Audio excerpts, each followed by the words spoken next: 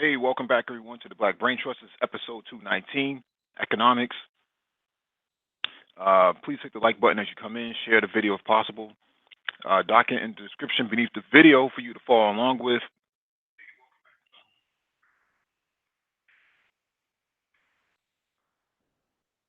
Just as a FYI, we are not certified financial planners. If you want a certified financial planner, look up cfp.net and you can find one in your area. We don't give out financial advice here.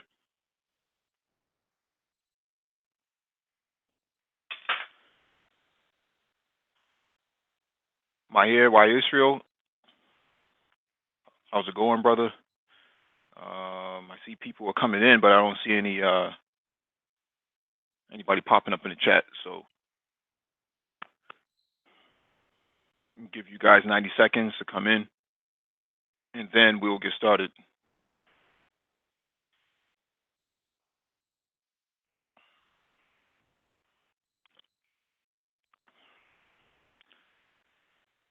Right.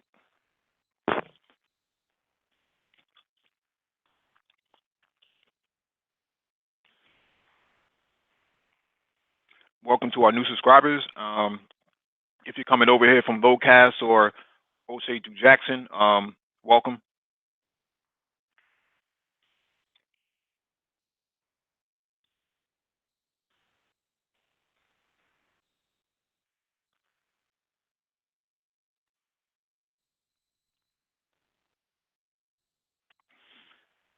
Let me share my screen, and then we'll get started.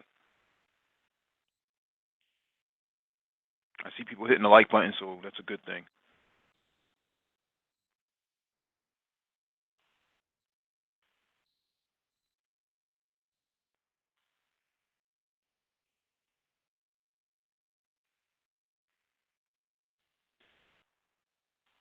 Bo Cobain, Bo Cobain says, got y'all from O'Shea last night. Been recapping on your last two economic videos. Yeah, the market moves so fast that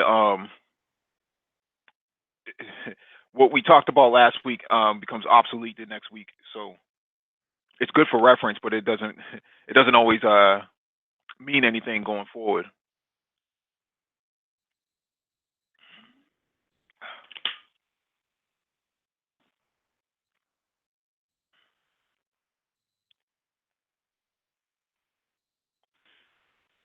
All right, we got 14 people watching, but we only got like 3 people in the chat. So I'll get started.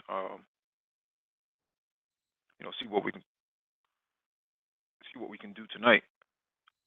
I'm flying solo until Dollar Will shows up. CR Frank, peace to you, fam.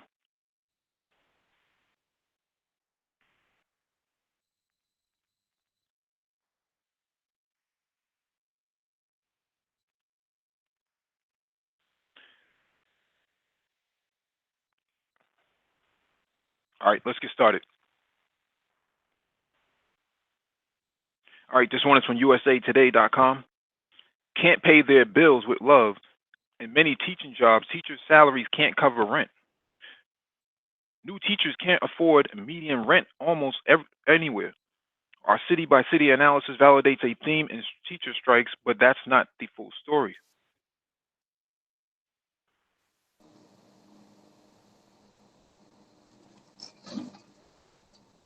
Please mute yourself if you're coming in.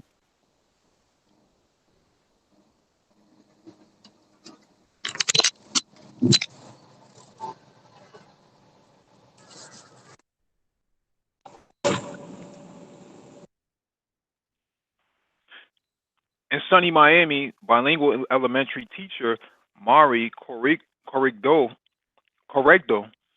has 26 years of experience, a master's degree, and a passion for helping Spanish-speaking students quickly learn English. Her annual compensation for those skills, $64,000 plus benefits. That doesn't go far in this popular coastal city where median rent has shot up to almost $2,000 per month. And median mortgage is almost $1,300 per month before taxes or insurance, according to the real estate site Zillow. We spend a good 30% to 40% of our income on our mortgage, said Corrido. 52. I would have moved out of Miami by now if not for my husband's additional income. Beginner teachers have an even tougher time affording Miami. Skyrocketing housing prices combined with relatively low educator salaries have made the area one of the nation's highest or priciest cities for starting teachers. In the first analysis of its kind, USA Today examined salaries, housing, salaries and housing costs for teachers all over the country. New teachers can't afford the median rent almost anywhere in the U.S., the analysis shows, a point often made during recent teacher strikes across the country. Despite widespread demand for higher salaries, teachers in some regions are actually making ends meet, especially as they approach the middle of their careers. In other areas, mid-career teachers are right to say they can't afford to live on their salaries without picking up side hustles or commuting long distance. Some of those places are only affordable for the very highest paid teachers. So this is the chart showing new teachers to mid-career to veterans, those who are tenured.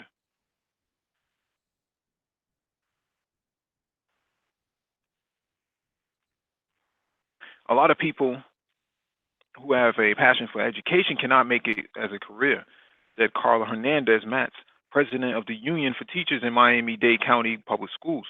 We have teachers as Uber drivers, Lyft drivers. They certainly love teaching, but they can't pay their bills with love.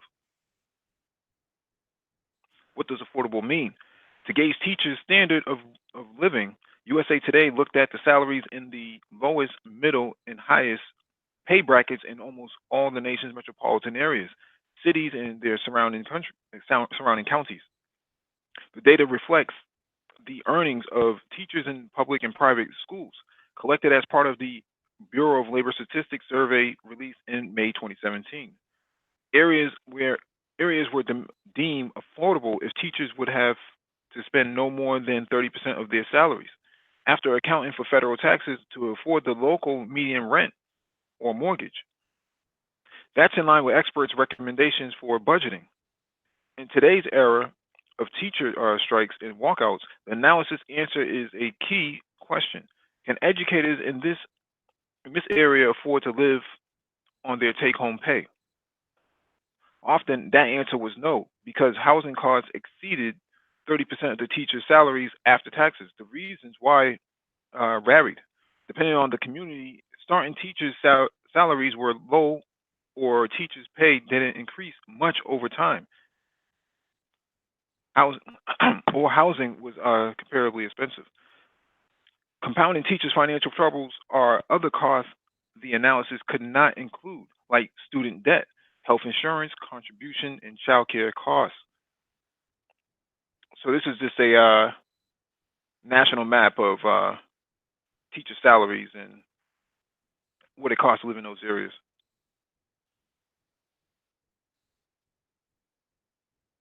So in Florida, from top to bottom, it's $21,895. Rent, percentage-wise, to the salary is 98.5%. San Francisco is 91.6%, $44,000. In Napa Valley, California, it's $38,509. Santa Cruz is $40,000. San Jose is $48,000, and Salt Lake City is $23,000. So I don't want to read this whole article because it's really long, but it's an interesting article. For you all to actually look at if you're interested. Teachers can't afford to pay bills. You got automation coming in, taking away jobs in the retail sector. You got retail locations shutting down all over the country. I mean, we covered most of this stuff, but this is the beginning of something that's cataclysmic, as Dollar Will spoke about previous times over these hangouts. That something big is about to happen, and it's not going to be pretty. What's going on, Dollar Will? What's going on, Gunnadan?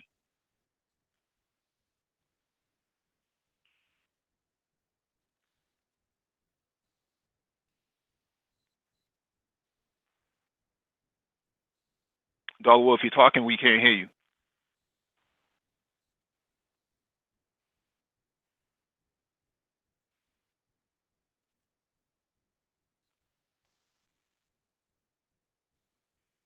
So Dollar dropped. Um, Can you hear me now?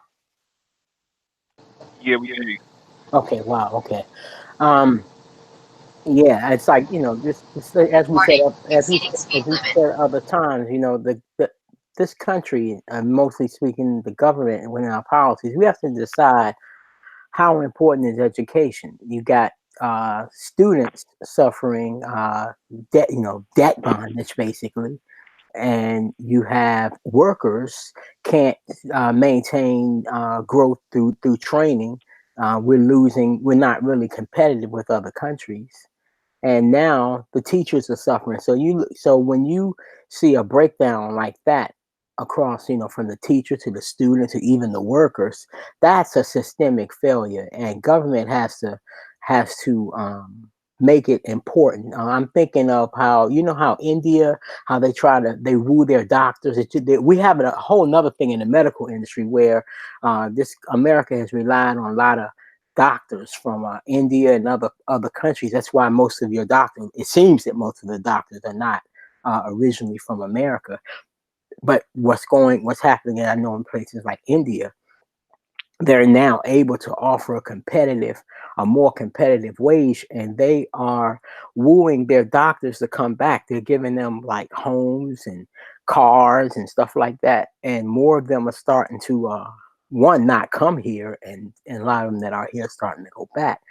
When are we going to come up with something that says education is important? Why not like a voucher or something to help teachers pay rent? Something. There's no recognition, nothing no affirmative action that says uh, teaching or and education is crucial. Garner, Dan, you have anything you want to add to this?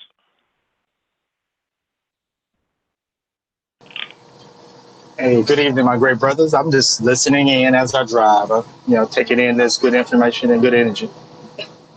But I All would right. definitely love those articles the article you just read and the $1 Will just spoke on, because I have a daughter that's wanting to go into med school, and these things are important.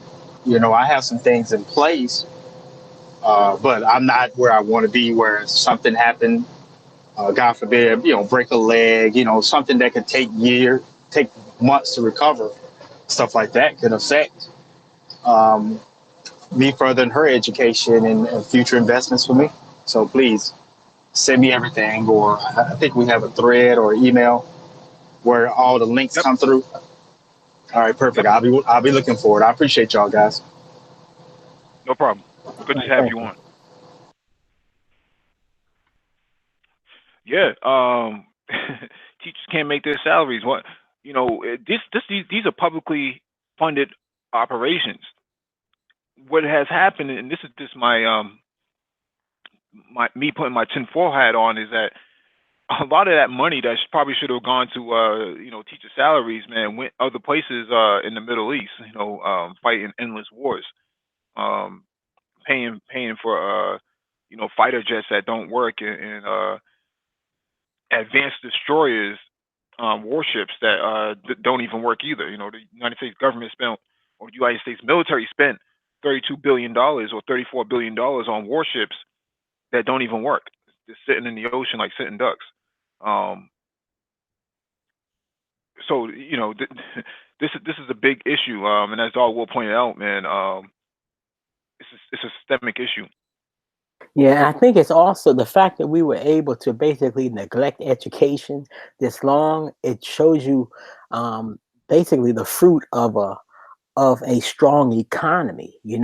People were making so much money or enough money that nobody really, complained a whole lot. As college tuition increased like this, because people were able to pay it. I know people who were paying college tuition level of money for their kids in pre-college.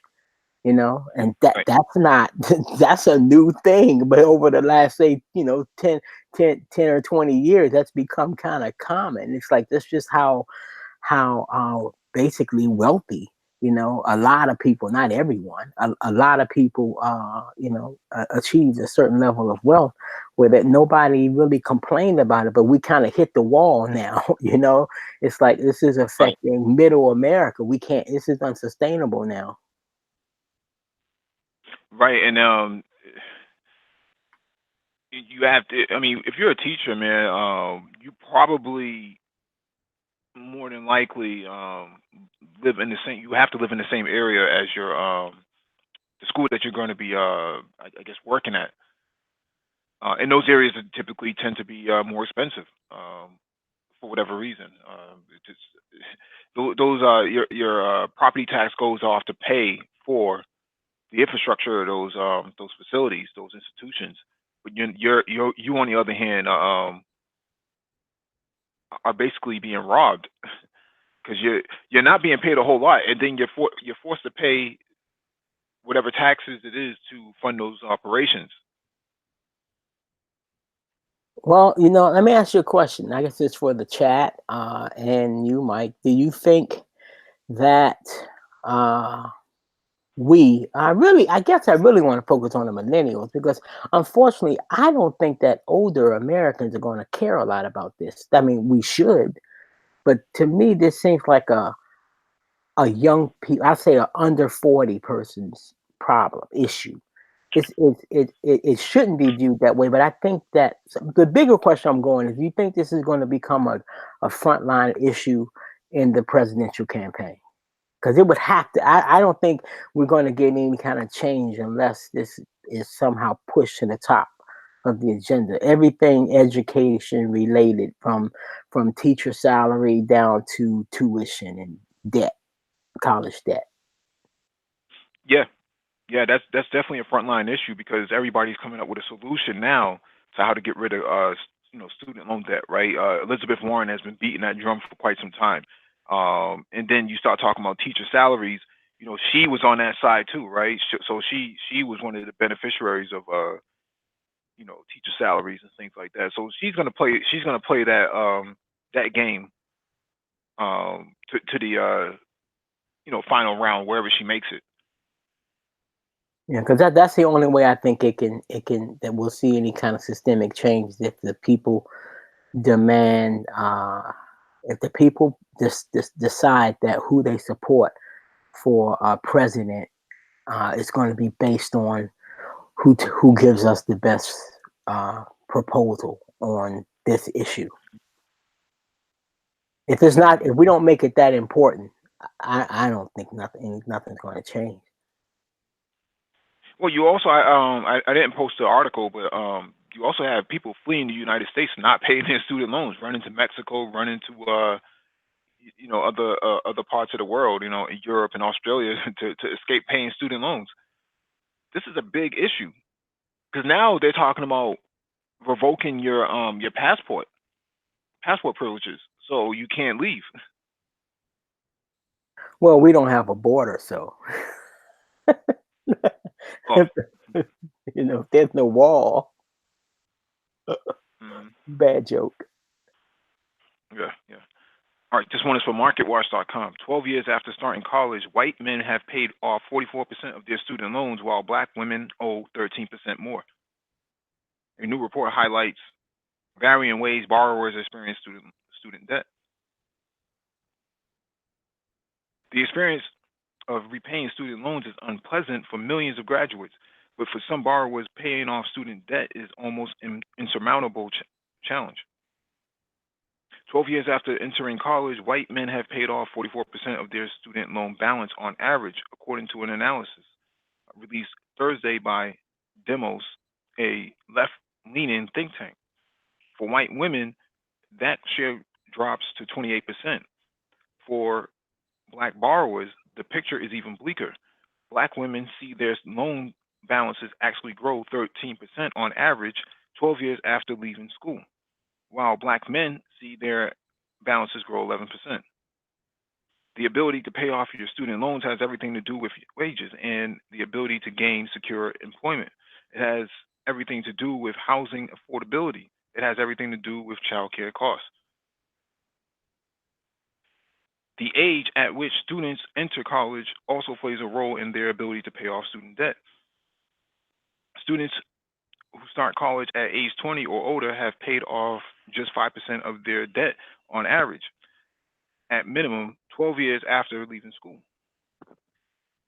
Students who enter school at age 18 or 19 have typically paid off more than one quarter of their debt 12 years after leaving college, the report found. We think of the ability to pay off student debt as only having to do with student debt, said Mark Hilsman, Associate Director of Policy and Research at Demos and the author of the report. We know the ability to pay off your loans has everything to do with wages and the ability to gain secure payment, secure employment. It has everything to do with housing affordability. It has everything to do with childcare costs.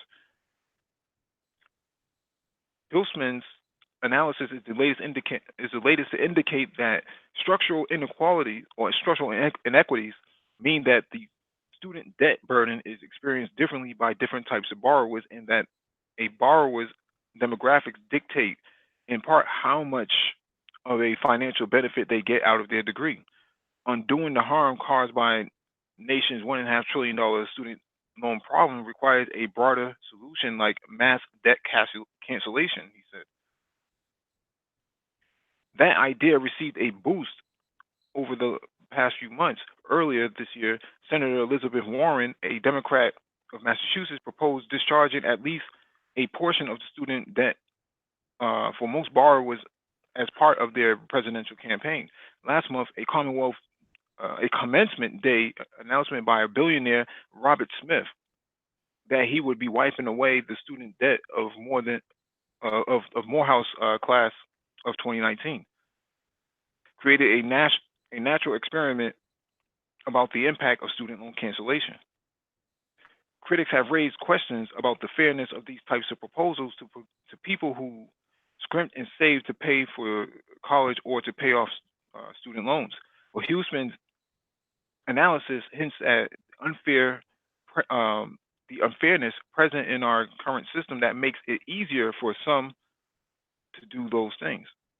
The racial wealth gap means Black families have less wealth to draw from to pay for college, so Black students borrow more. In addition, young Black adults are less likely to have family resources, whether it's just a financial cushion that helps make loan payments manageable, or a wealth transfer through inheritance or other form to rely on when repaying their loans. They are also more likely to be contributing to their family's economic well-being. Add all that to labor market discrimination, and what you get is a group of borrowers who are slower to pay back their loans. We can't divorce this conversation from race and privilege, Hughesman said. Other data in Hughesman's analysis helps to illustrate why that's the case. White households with a bachelor's degree have about $400,000 in net worth compared to $68,000 for Black households with a college degree. That difference in assets can have a major impact on a borrower's ability to pay back their student loans, and our current system doesn't do enough to address that, the reporter argues. For example, repayment programs aimed at making debt more manageable only consider income, not wealth and a borrower's ability to make payments. That likely has an adverse consequence on the ability of the borrowers of color to pay back their debt, Usman said.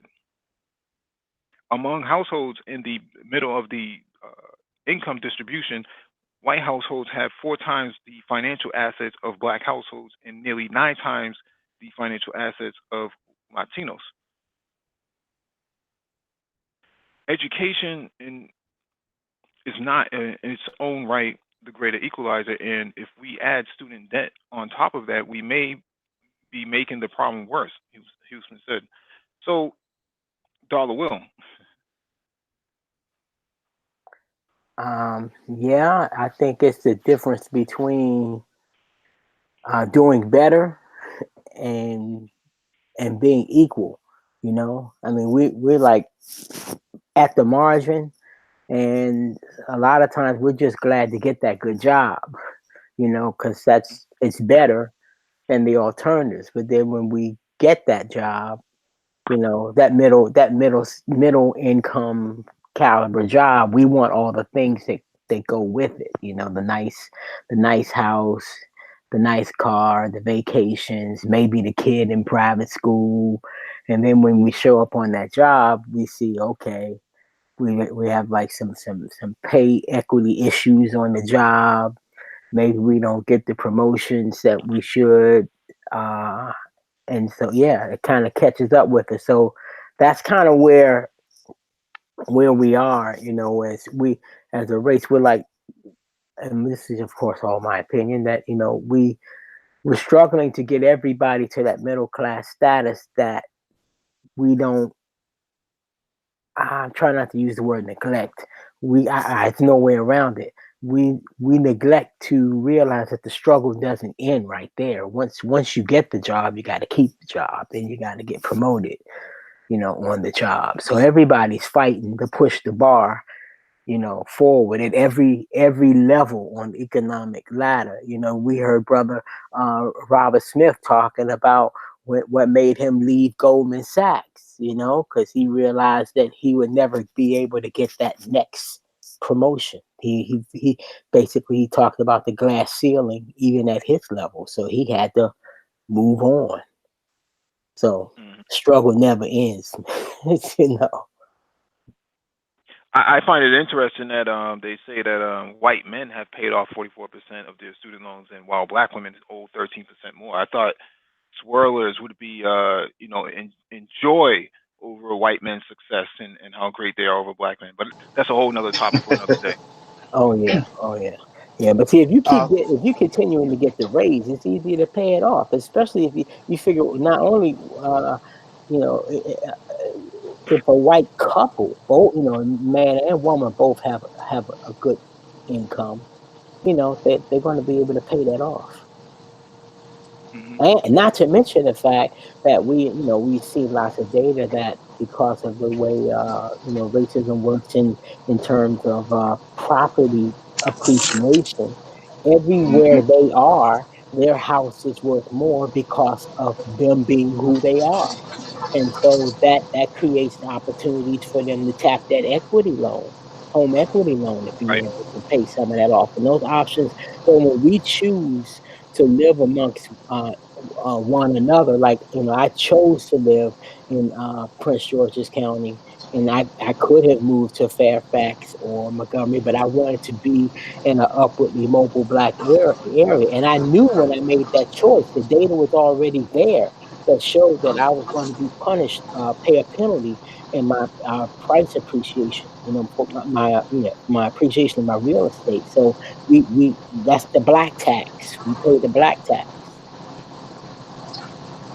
One of the things that is also Go ahead. prevalent, um, that's plaguing us today, is the destruction of the extended family. That's an article that I've been reading. I read regularly because it keeps me grounded when things get tough.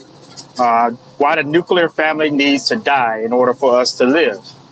The nuclear family is only roughly 100 years of age, because prior to that, we lived together. We had a piece of land, and several generations lived on a piece of land, and you had more resources coming to one family. But when you have the destruction of the black family, and you got possibly multiple fathers or multiple baby mamas, and the studies are showing that it's $200,000, $260,000 to raise one child.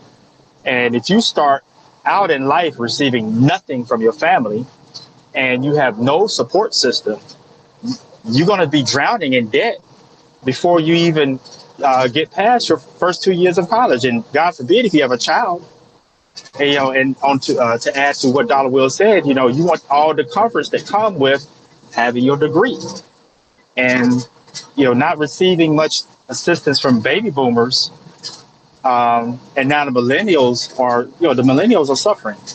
So, everything gonna go, for me, from my observation, everything gonna go back to the lack of family. We're not compiling our resources. Everybody got to have their own thing, and then, if you have a high divorce, uh, that studies proven showing that there's a direct correlation between divorce and poverty. So if you have a baby at a young age, no family support, you don't went to school, compile 60, 70, $100,000 worth of debt, then you got all the credit cards and the cars and everything, and you go through a divorce, it's literally impossible to pay any kind of debt. You just stand And, above water until you drown. mhm. Yeah, And not to mention that. Uh, no, I was just gonna let Ghana Dan mute himself. There's a lot of feedback coming from him. I'm mute myself. All right. Yeah, I was just not to mention a lot of those it, you're already starting behind the eight ball. I mean, they said four times. The article states that four times the wealth, right? So um, you're constantly playing catch up, and there's no way that a piece of paper is going to create an equity between that and your white counterparts. So all this stuff about pull yourself up by your bootstrap, it's all a bunch of you know, it's a bunch of bull, right? It's a bunch of BS. And what you have is a proliferation of a theory that that's already been tested multiple times that if black people just did this and that will work. Well, that's been tested already. That theory has been tested and put to the test already, and it doesn't really work. You haven't gotten rid of structural racism, and you see that in the borrowing of student loans, where um, people are paying higher interest rates because of the fact that they're behind the eight ball, whereas the interest rates for their white counterparts are much lower. We saw it with Wells Fargo with redlining, Bank of America as well. They were all caught in that scandal in 2008, 2009. They were charging higher interest rates for their black and brown customers versus their white customers. You had white males who who were working at Home Depot getting lower interest rates than black people work for the government. Completely unacceptable. But go ahead. yeah, I just wanted to just to repeat something that Brother Ghana said, that maybe this is a bridge to the Tuesday show, I guess, when you talk about culture. I just want to put emphasis on that point he made about the definition of family. We had a multi-generational definition of family, and then that gave way to the nuclear family, mother, father, sister, brother. And, without that multi-generational connection, I mean, whites can afford to do that if their elders are financially independent. But a lot of times our elders are not. So we can't afford to follow the nuclear family concept. I recall at my job, I had a ongoing fight to have them change the personnel manual for bereavement leave, because they had it in the policy that bereavement was for death of a mother or father. And I told them, I wasn't raised by my mother or father. I was raised by an aunt since age 6. And then I went on in my union activities. A person had their parents pass when they were young. And I reminded the company that, these parental figures get replaced. Okay. We're very close, whereas other races don't have like annual family reunions like black folks. I was found myself in a position of educating these non-blacks about black culture, that we don't take that necessarily literally about mother, father. It could be a stepmother, it could be a stepfather, it could be an aunt or uncle, and if they die, that somebody else will take that role to be the elder figure. And so we needed a more flexible function of bereavement leave that you know that didn't. It's not like one person or two people for life, and you're working for a company for 25 or 30 years. Anyway, I just thought that just to it made me think about the Tuesday show and the cultural thing, and it all comes together, you know. Yeah, I don't think that you're that far off. I do think that as well as Garner Dan, I think we have to rethink everything from top to bottom. How we interface with government, how we interface with extended family, how we interface with um, career advancement, as well as the cultural aspect. Because if if there's not a broader perspective being taken and an approach to this, you're going to keep going through the same cycle. And if that's the case, and we talked about between 2020 and 2050, this is the last window of opportunity that Black people are going to get. And if they don't figure it out, they are they're screwed, royally screwed.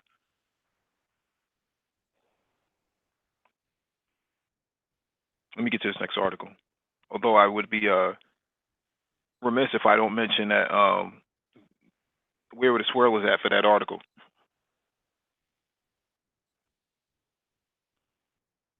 Anyway, this one is from TheVerge.com. Hertz launches $1,000 per month car subscription service, maintenance, roadside assistance, and some insurance coverage included. Hertz is now the latest in an increasingly long line of companies piloting car subscription services. The rental car giant announced Tuesday that it is launching a pilot version of a subscription service called Hertz My Car in Austin, Texas, Atlanta, and Georgia.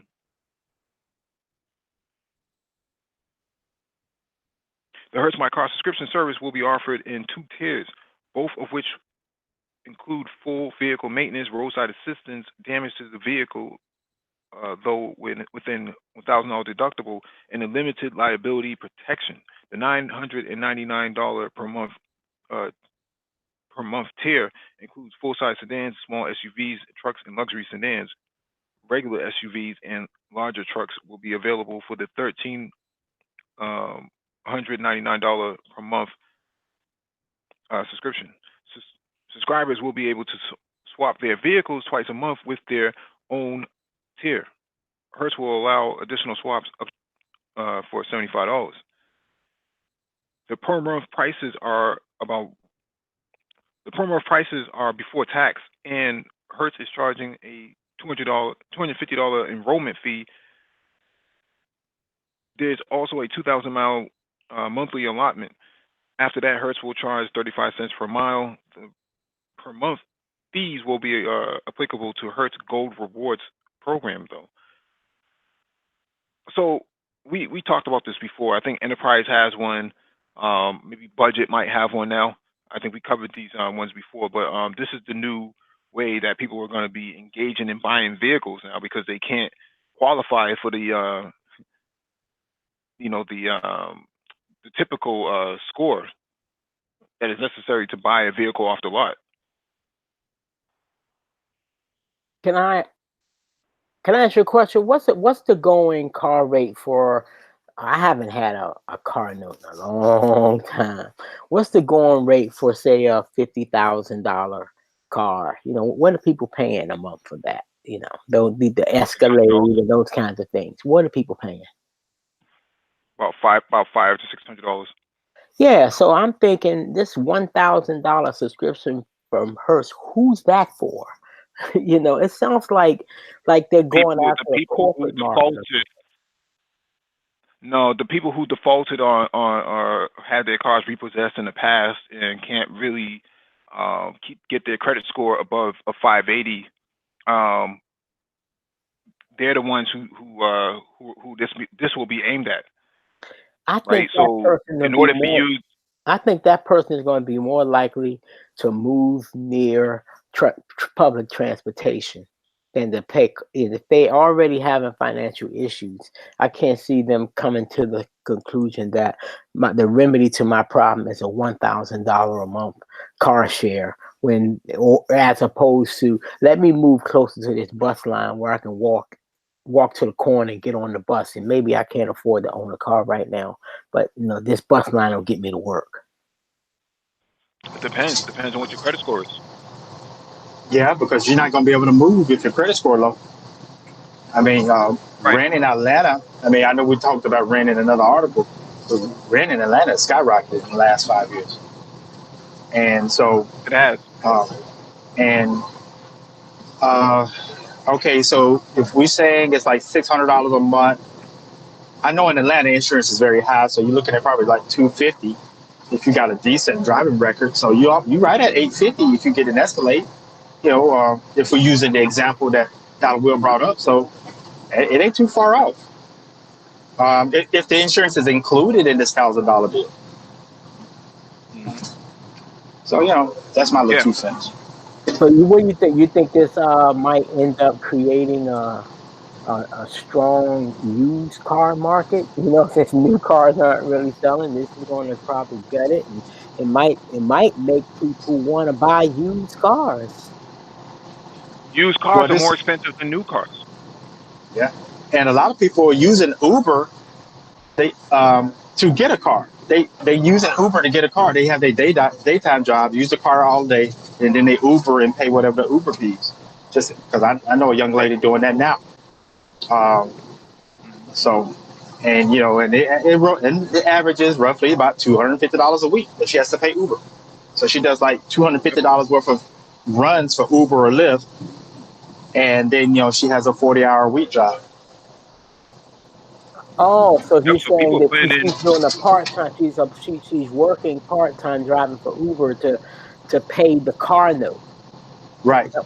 But they're Oh, Yeah. paying full price on these Yeah. vehicles. They're paying full price on these vehicles. Yeah, because I know Enterprise and other. I don't know if about Hertz. They work. They used to work with Uber, or it may be a different rental agency, where you can go if you qualify with Uber. They'll sponsor you to get in the car. Then you have a little contract. You have to pay so much a week. Hmm. So they using the Uber car as a personal car, driving to work, handling everything with family, and then they do the Uber. So people are already spending roughly $1,000 in Atlanta for a car. Yep. so we Yep. love the car that much. I mean, we You won't need the give car. You need it. You need it. You need it. If you're in Atlanta, you need a car. There is no other way around Yeah, it. yeah, yeah. Because they cutting bus lines. They cutting Right. bus lines. Wow. Just, mhm. I tell Gonna you, then you have a lot of feedback. Can you Oh, forgive me, brothers. yeah, I no, it's all think right. I think I would if I lived in Atlanta, I'd have to consider moving. Like New Oh, Yorkers, they got a subway kind of culture. So they a lot of them don't own cars anyway in the city, so this doesn't affect them. And I guess I'm kind of blinded by the fact that I know in DC in the suburbs there's a transportation issue. You have to have a car, but in the DC proper, you can make it with, especially if you have a traditional 9 to 5 kind of job, you can make it without a car, and really you won't well, really notice much of a hit. You can make it, most especially in black this people live. Uber culture. Most black people live in the South. Most people who live in the South, you need some form of transportation. It's impossible to rely on public transportation. It only runs at a certain amount of time, um, and it's not as frequent as it needs to be. So having a vehicle is almost par for the course while living down there. So when you think about like Ghana Dan was saying, what they're paying for their Uber car, um, you're paying full price for an Uber or one of those ride sharing vehicles if you're going to work for them. And if that's the only way that they can get a car, this is the alternative. Um, when you think about how much insurance is going to cost, versus and tied in with the car note, you're paying roughly about that anyway. So why not let Hertz or some of these other rental companies manage all that stuff themselves because they have a bunch of vehicles that aren't moving anyways. Most of those vehicles are fairly new. I think we're gonna end up back on horses. Huh? We're gonna end up back on horses at the rate we going, man. Well, at the thing is, man, it, it's a matter of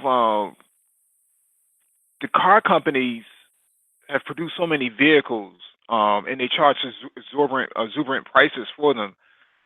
It, it doesn't matter which way you go. You're going to paying out the nose for them, and it's not worth it because the depreciation on these vehicles is so ridiculous. You're not going to get anything. You're not getting full value back when you go trade it in or when you go off to sell it. At least back to the dealership. You're never going to get that. So people are stuck either one way or the other. Honda, we talked about this probably a year or so ago. Honda was caught charging higher interest rates to black people than white people. This was a few years ago. They settled out for $30 million or $34 million. So we know that if you're black, that your car note is considerably higher for a reason than your white counterpart. Now tack that on with student loan debt, and then tack that on with being underpaid. We know that black women make 60 cents on the dollar compared to white women. Um, you got a massive And problem. tack on to that we also pay higher home mortgages too. Go for it. Mm-hmm. Right, that's another one. So The lack of family, I mean, it hurts your pockets because hmm it, also we don't pass on networks. Traditionally, we don't pass on networks like relationships with the doctor, lawyer, plumber, carpenter.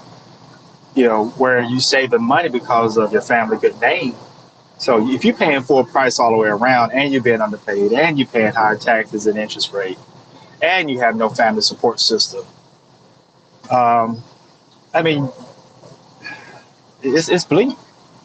It's bleak. yeah, I can see why we're going to be. They projected us to have zero wealth in what was that, 2050? yeah. Dr. Claude Wow. Anderson said by 2053 this will be a dead carcass. Wow. But on the bright side, Yeah, on the yeah. Bring bright some side. sunshine. Yeah, I mean, we got some solutions here.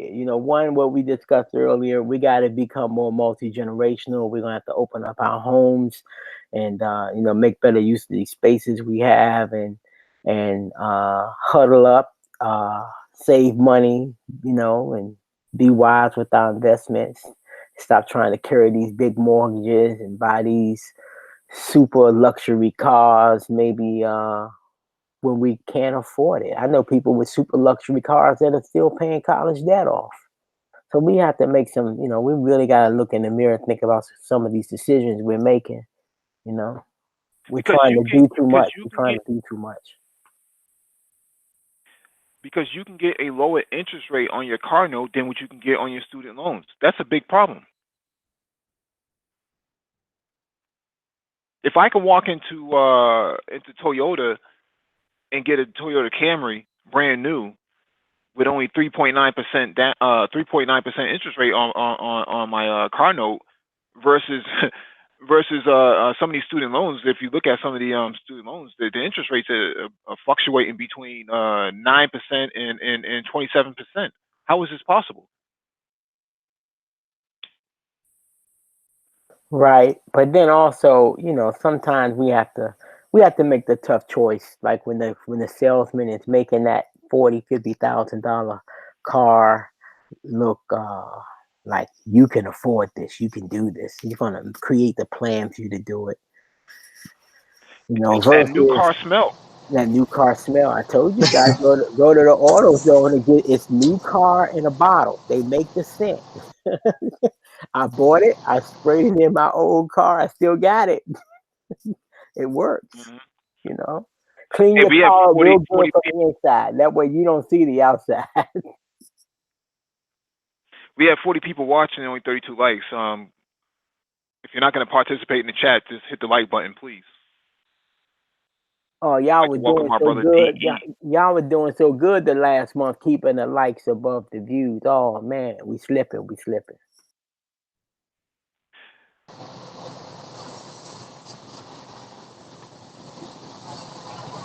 All right, let me get to this next article. All right, next article is from investing.com. U.S. non-farm payrolls rise $75,000 or 75,000. Wage inflation falls to 3.1%. The U.S. economy created fewer jobs than expected in May, and wage inflation unexpectedly eased, adding to speculation that the Federal Reserve will cut official interest rates for the first time in a decade.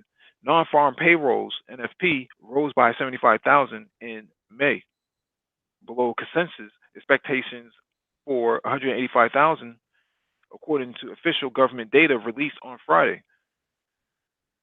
That was down from an average of over 200,000 in March and April. The jobless rate held steady as expected at 3.6%, the lowest level since December 1969 when it was 3.5%.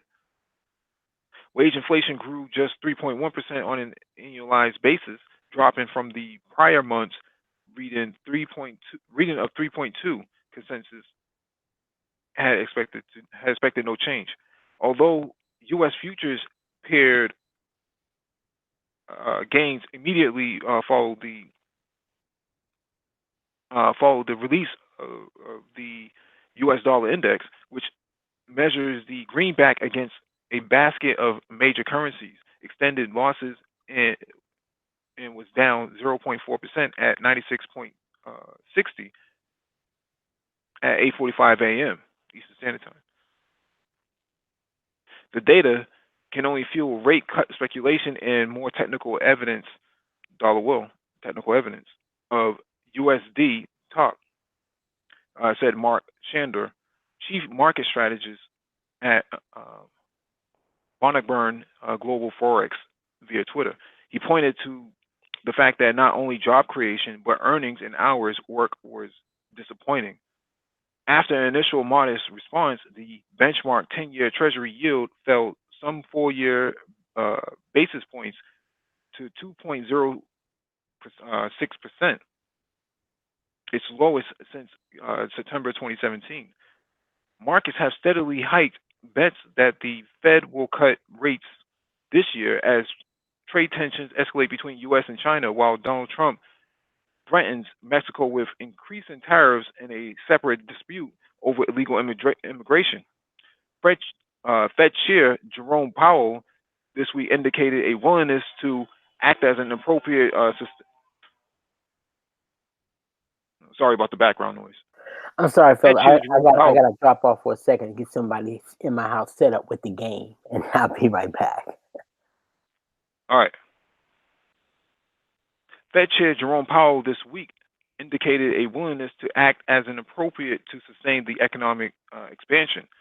The worse than expected job creation, coupled with easing wage inflation, adds to conviction that the U.S. central bank could ease policy.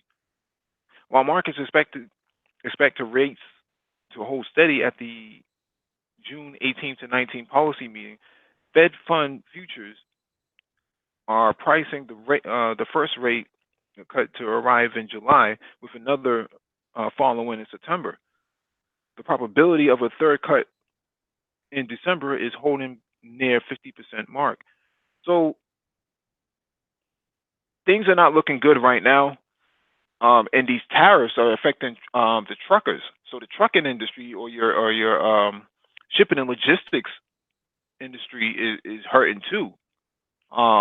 As prices go up on because of the tariffs, the truckers are also affected by this because less goods are going to either not be ordered or supply chain logistics may hold off um, as a way to hedge their bet against the tariffs. Because if they're tacking on 25% on goods and they're talking about putting 5% on goods coming from Mexico, every single month until Mexico complies with U.S. policy or demands.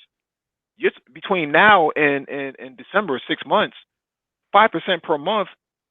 You're talking 30% by the end of the year in tariffs. This is going to destroy the trucking industry. What do you say about this, Gonadan? You're absolutely correct. I know of about 5 other truck drivers.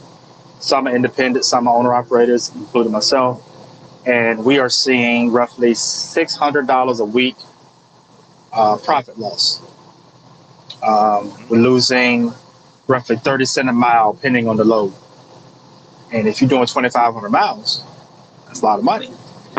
And this is why investment is very important, because the non-farm payroll, you can make some good money with the forex. It's a skill.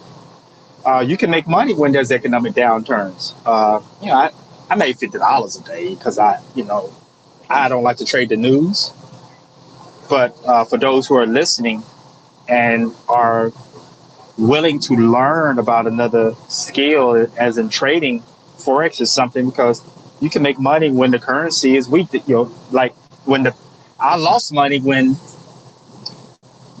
Trump made the announcement last week about the tariffs.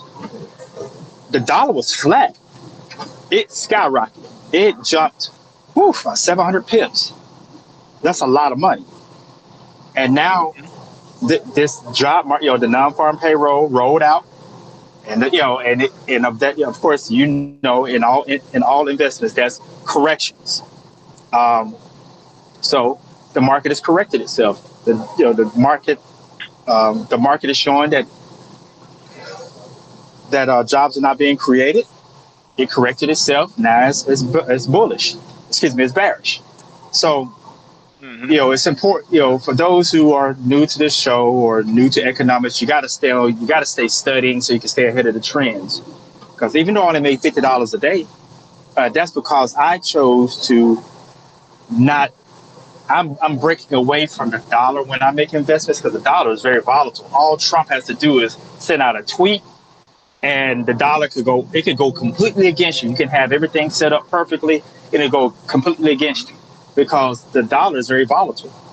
But it's very important that you understand, or for those who are listening, the importance of investing, so you can supplement your income with a few dollars here, a few dollars there. You can't be dependent on one hustle anymore. Six hundred Right. dollars a week. That's 2,400. Last week I lost $800 profit. That's me. Mhm. One. Now, Gonadan, is this separate from what it costs to fuel the vehicle, to fuel the truck as well? Yeah. The fixed cost has Wow. not changed. Your insurance.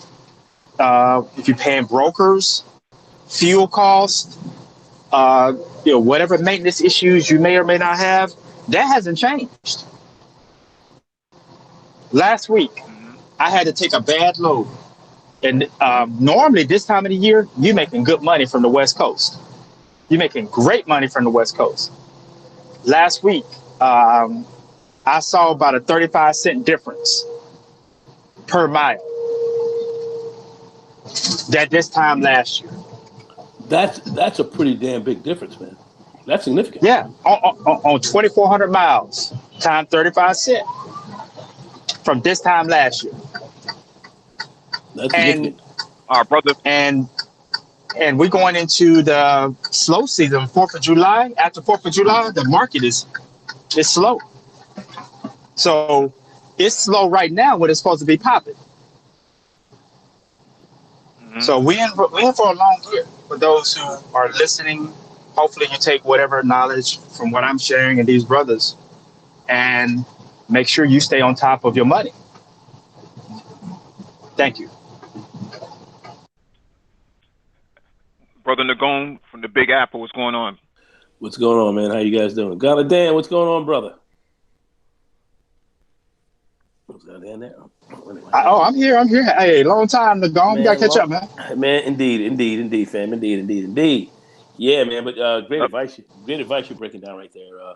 You also talk about forex. You are arbitraging the dollar, so you are looking, to get, to find out what that difference is and try to, whatever that difference is. As long as you're in the money, You're gonna try to make some money on that, and that's tough. Dan is right. You're gonna have to study a little bit because it's not.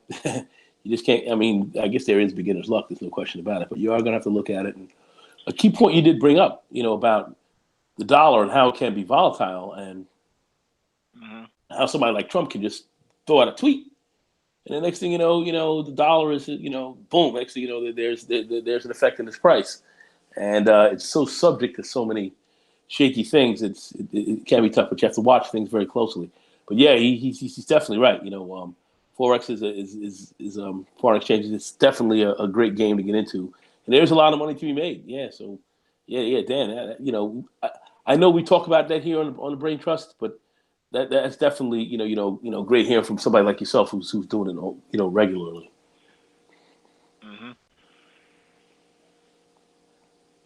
Yeah, with the last couple of articles we read, man, I don't think people understand the severity of how this is going to affect not just the country, but for Black people in particular. That this is going to hit you like a sledgehammer.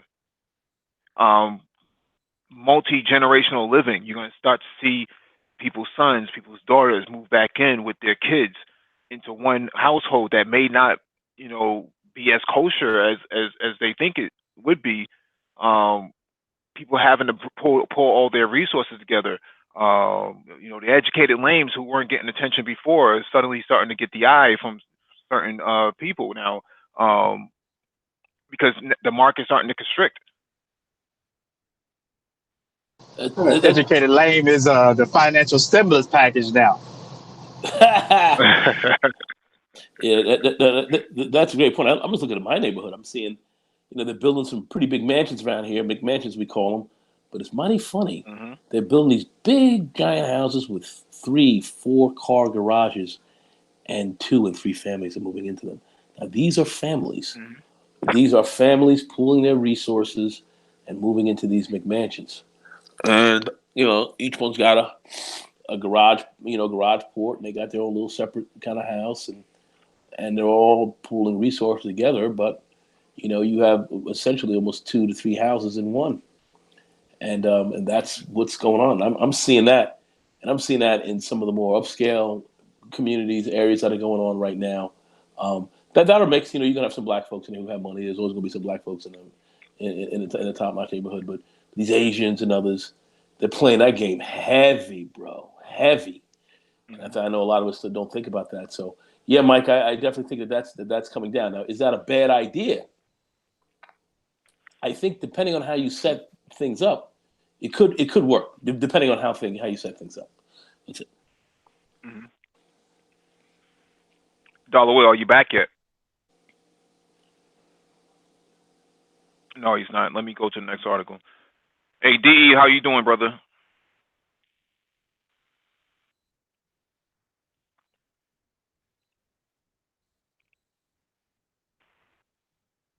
All right, this next one is from CNBC.com. Oil at $100. Experts predict where crude could go if an Iran conflict breaks out. Oil is in the crosshairs as the prospect of confrontation between as confrontation brews between the U.S. and Iran. At least that's how Iranian officials would have it. A top military aide to Iran's supreme leader Ayatollah Ali Khamenei, Yahya Rahim Savi, uh, uh, Savi, warned over the weekend that the first bullet fired in the Persian Gulf will push oil prices above $100. He added, "This would be unbearable to America, Europe, and the U.S. allies like Japan and South Korea. More than 1 million barrels of oil per day have been wiped off the market as U.S. sanctions imposed after Donald Trump administration withdrew from the 2015 Iran nuclear deal last year, endeavor to bring the exports of OPEC's third largest producer to zero. This has contributed to the crippling of Iran's economy, which the U.S. administration says will continue unless Iran acts like a normal country and ceases its support of terrorist proxies in the region and ballistic missile testing." Iran has responded to the sanctions by threatening to ditch its obligations under the nuclear deal, which had promised economic relief in exchange for limits to its nuclear development and return to higher levels of uranium enrichment. I think that $100 per barrel is ambitious. Stephen Brennock, an oil analyst at PVM Oil Associates in London, told CNBC via email Tuesday.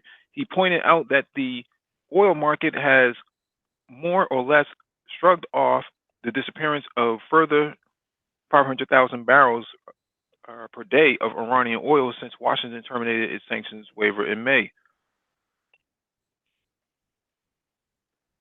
That said, any direct conflict between the U.S. and Iran would further reduce shipments from the OPEC nation and may even disrupt exports from other Persian Gulf producers, Bernard added.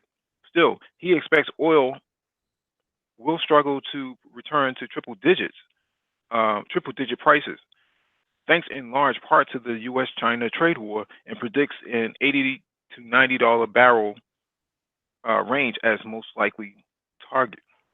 So, if this happens, you could expect gas prices to go right through the roof. You don't get $100 per barrel on oil without gas prices going up as well. I mean, gas prices are pretty expensive as they are right now at $59 a barrel. I can't imagine it going to 100. You're talking an increase that would probably tip, gas up to $5 a gallon. Could you imagine what the hit would be on the economy? Be a pretty big hit, man. Oh, yeah. That'd be a big hit on us. Yeah. People would be trading in their SUVs for Priuses and Teslas if they can find them. Yeah, exactly. If people are living short, if their job is short distance, they're gonna be riding bikes.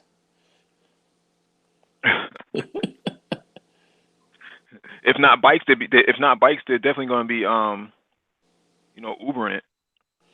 Yeah, I mean that's expensive. I mean that's going to be a big hit on the economy. That means the food prices, everything else like that, will go up because you got a truck and everything else like that. The gas prices for the truckers and so forth is going to go up as well. So everything's going to get a lot more expensive. Big hit to the economy, and that's going to be That's going to be a hit. It'll knock the economy down. Dan, would you want to expand on that a little bit? The last time prices of fuel skyrocketed, I made more money. A lot of truck drivers got off the road because my expenses were low, and of course, on top of normal everyday reality, I made more money when fuel went up to $5 a gallon. That was on the Bush, wasn't it? Yeah. I made a lot of money that year, and because people were just hurting. But I don't know if I will get the same results today looking at these trade issues with China and now Mexico. Hey, Dan, I'd like to ask you: were there less trucks on the road because they couldn't deal with the rising prices, and that gave you that much more work to take advantage of because you were kind of set to deal with this and others weren't? Absolutely, it was basically supply and demand. I was able to pretty much name my price at that time, but now we have two trade tariff issues. I'm really concerned about it. So, because we're sitting all day now. This is supposed to be the high season, typically around Easter to the 4th of July. It's supposed to be hot, where you could name your price, where they blowing your phone up. I'm getting crickets for hours waiting for, brokers to call me. It's a complete here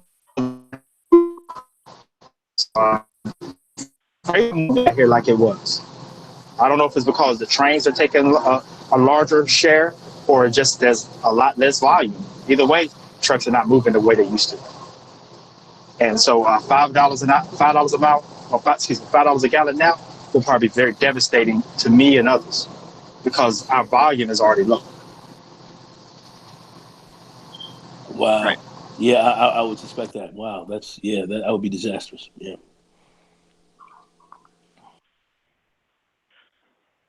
All right, let me jump to this next article from CryptoBriefing.com.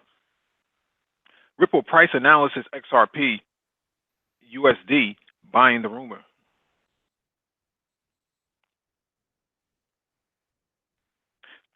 Ripple has a bullish short-term outlook with the XRP USD pair still holding price above its 200-year period moving the average on the 4-hour time frame. The 4-hour time frame shows that the inverted head and shoulders pattern has reached its full upside objective. The mentioned time frame also shows that a bearish triple top pattern has now formed. Technical indicators across the 4-hour time frame turn bullish and continue to issue a strong buy signal. So this is a technical chart that shows where it's moving relative to the dollar. And what you're seeing right here at this peak, or these peaks, and this low, and these two peaks here, that the average has moved up. So it's ready. It's a good buy for the most part.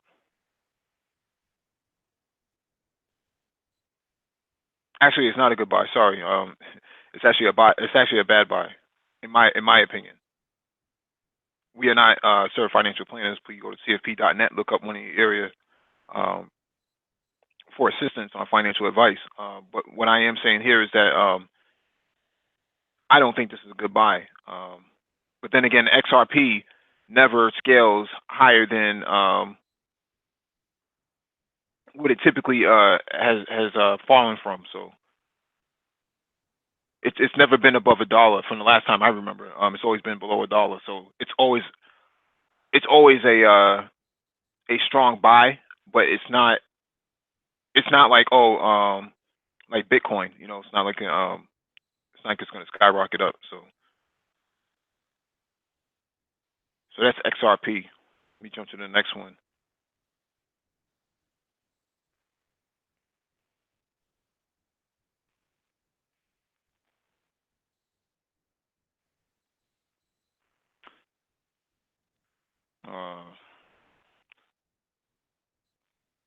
All right, we'll come back to that.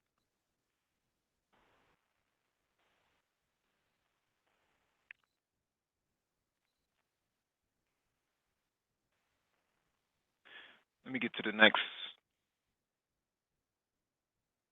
article. Actually, this will be the last one, and then we'll open it up for open mic.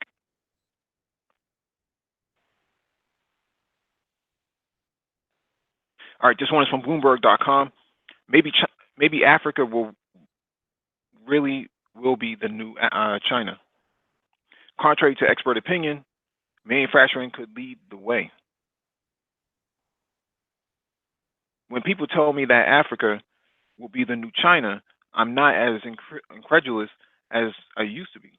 The continent is showing potential, and progress could come from what many consider to be highly unlikely area, manufacturing. All across Africa, investors, many of them private entrepreneurs from China, are building factories. Others from India, Sri Lanka, and Bangladesh are joining in, while car companies from Japan, Germany, and South Korea are declaring their intent to put assembly plants in places such as Ethiopia, Tanzania, and Ghana. Speaking of Ghana then. Meanwhile, our overall African growth is looking impressive. The International Monetary Fund forecasts that 6 out of the top 10 fastest growing economies will be in Africa this year. This is a chart showing the GDP forecast. So Cambodia, Senegal, India, Bangladesh, Ivory Coast, Ethiopia, Rwanda, Dominica, South Sudan, and Ghana. Ghana is at the highest out of the ones mentioned.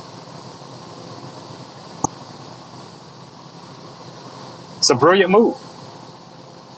Let me finish reading this, Ghana, and then forgive me. Jump in. Yep.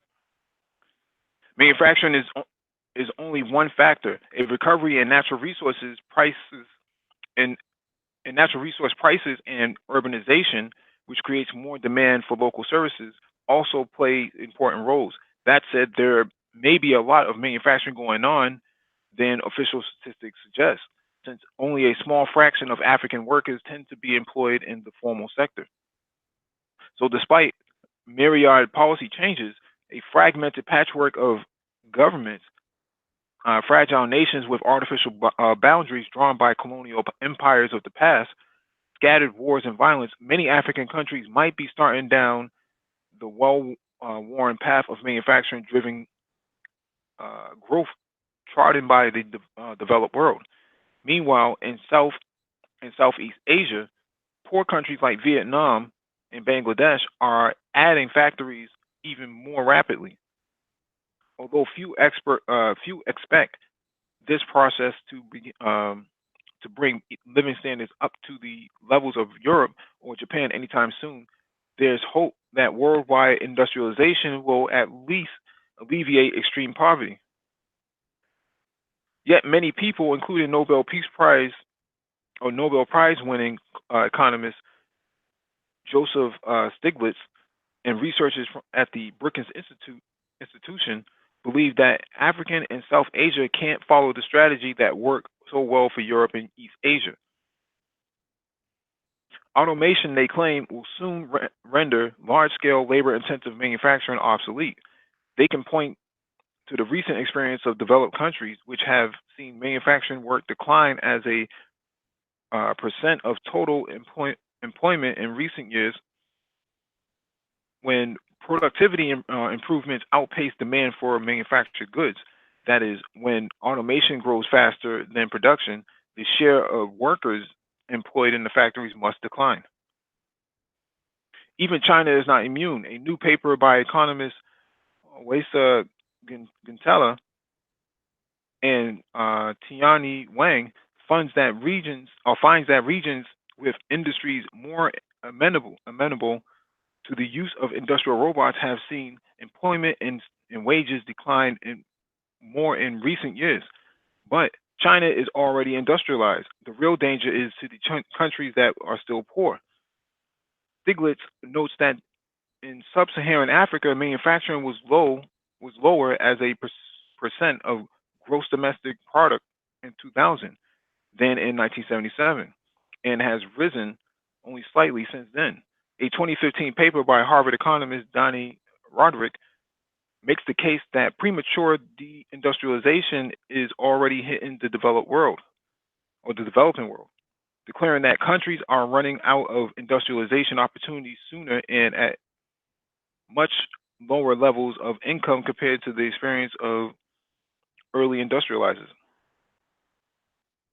Stiglitz and Brookins researchers both suggest that African countries look elsewhere for growth. Their suggestions include tourism, agriculture, natural resource exports, and information technology services. Basically, everything but manufacturing. Yet most of these suggestions offer little reason for enthusiasm. Agriculture tends to automate even faster than industry. Natural resource exports are linked to political dysfunction and trap a country at the low end of the value chain. Tourism is fine, but doesn't lead to the kind of learning-driven productivity enhancements that manufacturing is known for. One shouldn't dismiss manufacturing so quickly. The longer-term decline in African manufacturing probably has more to do with the failure of mid 20th century industrial policies and central planning than with automation. It happened in the 1970s, 80s, and 90s when industrial robots were still not widespread, and when China and other Asian countries were rapidly gaining manufacturing jobs. Now that countries like Ethiopia, Tanzania, Vietnam, and Bangladesh are industrializing more naturally through integration into the global supply chains rather than government driven efforts at import substitution, a repeat of 20th century deindustrialization seems unlikely. And even if manufacturing doesn't provide quite as much employment for poor countries as in the past, factories can still have an outsized impact of overall growth. One reason is an effect called local multipliers. When a city or region exports goods to other regions, the income and revenue gets spent locally, creating extra demand and jobs nearby. economist Enrico Moretti, for example, finds that for each additional job in manufacturing in a given city, 1.6 jobs are created in the non-tradable sector in the same city. Thus, even if most of the new employment in Ethiopia, Tanzania, or Bangladesh comes from restaurants, shops, hair salons, or so on, factories are still very useful for generating those service jobs. So poor countries shouldn't give up on manufacturing. On the contrary, they should double down. They should lure foreign investment with quality infrastructure, improve education, and streamline regulation while nurturing domestic entrepreneurs with export assistance. Robots may one day shut the door to traditional industrialization, but there's every reason to think that for now the opportunity is still there for the talking. So Africa will be the new China. We'll open it up and let you guys have at it. We'll start with DE.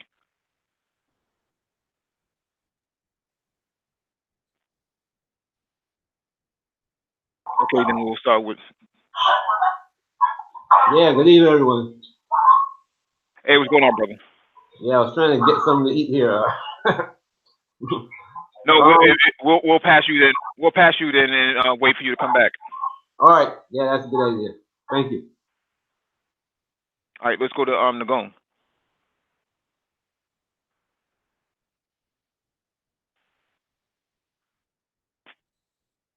All right, then we'll go to Ghana then.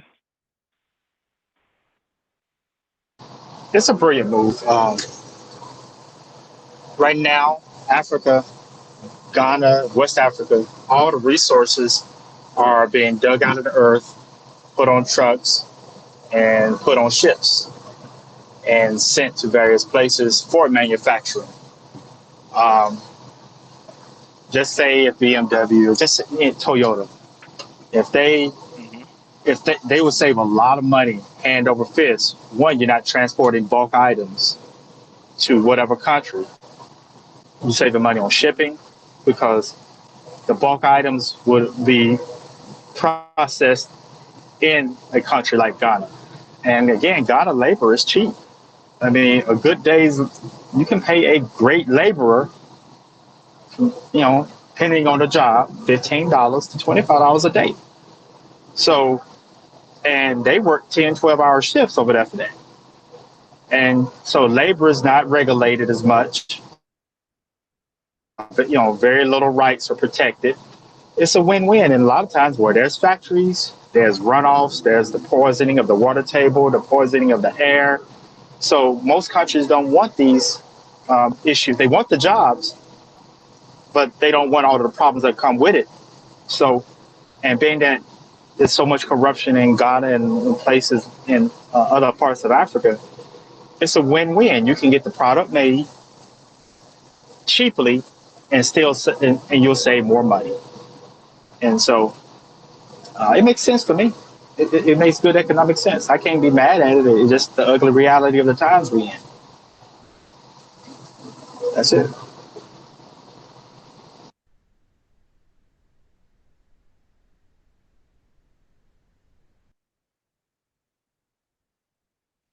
Hello, everybody. I'm sorry. I would say it would be great if Africa could be the new China in terms of political strength, and I get some strength to go with all of this opportunity.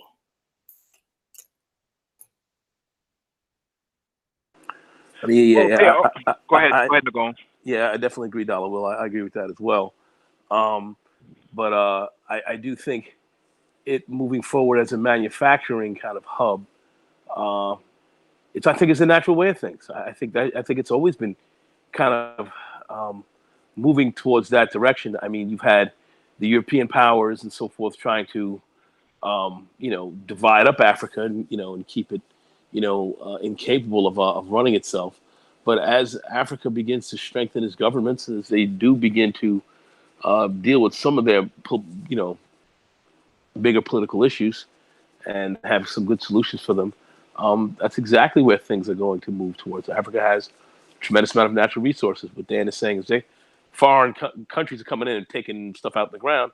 Name of the game is, I've heard the president of Ghana and so forth, and I've listened to a lot of what they've had to say, and they want things to stay there. So I believe these other countries are going to come up and do the same thing. I mean, a country like Rwanda, that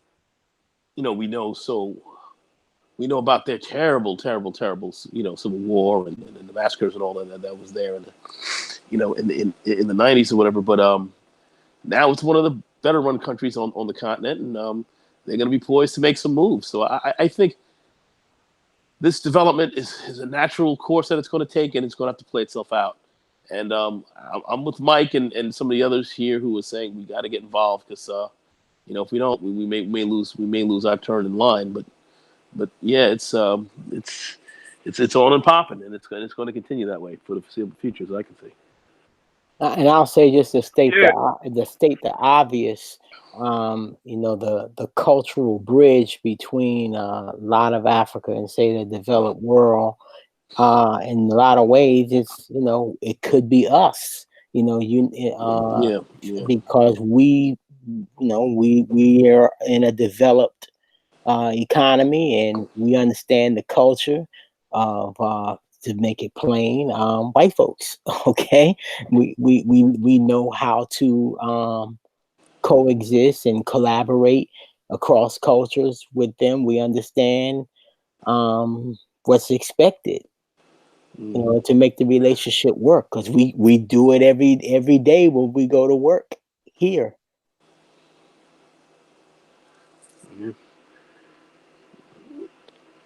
No, I just want to touch on something in the chat. I just saw.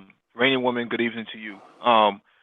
Diaspora EL says you cannot exploit the local people. That's what capitalism actually does, right? I mean, if we're talking about being capitalist and engaging in a capitalist sort of economy, I mean, that's essentially what's going to happen, right? I mean, the cheapest labor gets the most business. What did you think you were going to pay these people $1,000 an hour? I don't think so. So to that comment and comments like that, we have to keep in mind that Africa has a huge advantage that other countries around the world don't have. One, the former colonialist states that speak English very well. Even with a thick accent, they speak it very well. Now, on top of that, like the article was mentioning, information technology. This is stuff that we've been talking about on this channel since day one. You combine the human capital of Africa with the English-speaking power, with services like IT services, information technology, technological development, and other forms of small manufacturing, such as clothing and goods. A lot of your leggings that women wear in the community actually come out of Africa, in Haiti as well. You have a pretty sizable workforce and opportunity to actually grow. Now, the United States government, back in 2001, I think it was, established AGOA, which is African Growth and Opportunity Act, if I remember correctly. We discussed that at one of our hangouts a few weeks ago. Exports that come from Africa will see very little tariffs, if any at all. So if it's made in Africa and it's coming to the United States, then that means that that's more return on investment for them. And we have to start thinking, well, how are we going to get involved in that? Because we don't want to get left behind, like Nagon was saying earlier. We can't afford to get left behind on this. And I've been beating this drum since day one on this channel that not getting into Africa at this point and going forward, is an idiotic move. All of the you have growth is nowhere going else into to Africa go right now. Yeah, you have nowhere else to go. Yeah, brother, we're not saying we like exploitation. We just being, real red pill about it, and just recognizing that that's what capitalism is. It's progressive exploitation. And we talked about in the first article of tonight's show, one of the early articles about the wages of black women versus white men, and how white men are able to pay off their college tuition faster. And we talked about all of the barriers that hold black folks back from being able to pay off their college debt at the same rate. That's because of those realities. But you got to get in the we got to get in the game and work up from that bottom. But there is no way to come into capitalism at the middle or at the top. You saw South Africa going through that. They got they ended apartheid, but the educational system didn't equip them to be able to take fully assume the reins at that time. So that's just like that. It just is what it is. But I agree with you. No, we wouldn't want them to forever be at that lower level. That's why it's important for them to of course be the cheap labor, but also have companies also that can participate at other levels of the process, not just be the cheap labor. But we got to get in the game. That's they have to get in the game, and it can be a come up for the diaspora as well as the continent. So, That's an excellent point, Will. If you're not in the game, you're out, and that's the bottom line. Got to get in the game. He says that. Mm-hmm. Will dead on it. Mike talks about it, dead on it. I know again. Ghana Dan, so forth, is over there right now playing in that arena. He understands it. We got to be there. And that's something that we just got to keep. That's got to be a mantra here on this channel. We got to keep drumming that. We have to keep drumming that beat. And and I know Mike is very familiar with it because he's talking to guys on the continent and people who want to have us over there and invite us in. So they certainly want our participation. I'll say that. And I know a lot of people who say, well, they ain't us, and we got to over here. Some of these crazy arguments we have. We need to be a little bit more sophisticated in some of the things that we're saying and how we're looking at ourselves and blacks and Africans of the diaspora. We have to be a bit more sophisticated about that. But got to be in the game. Damn right. Got to be in the game. Critical. Mm-hmm. Complex design. What's going on?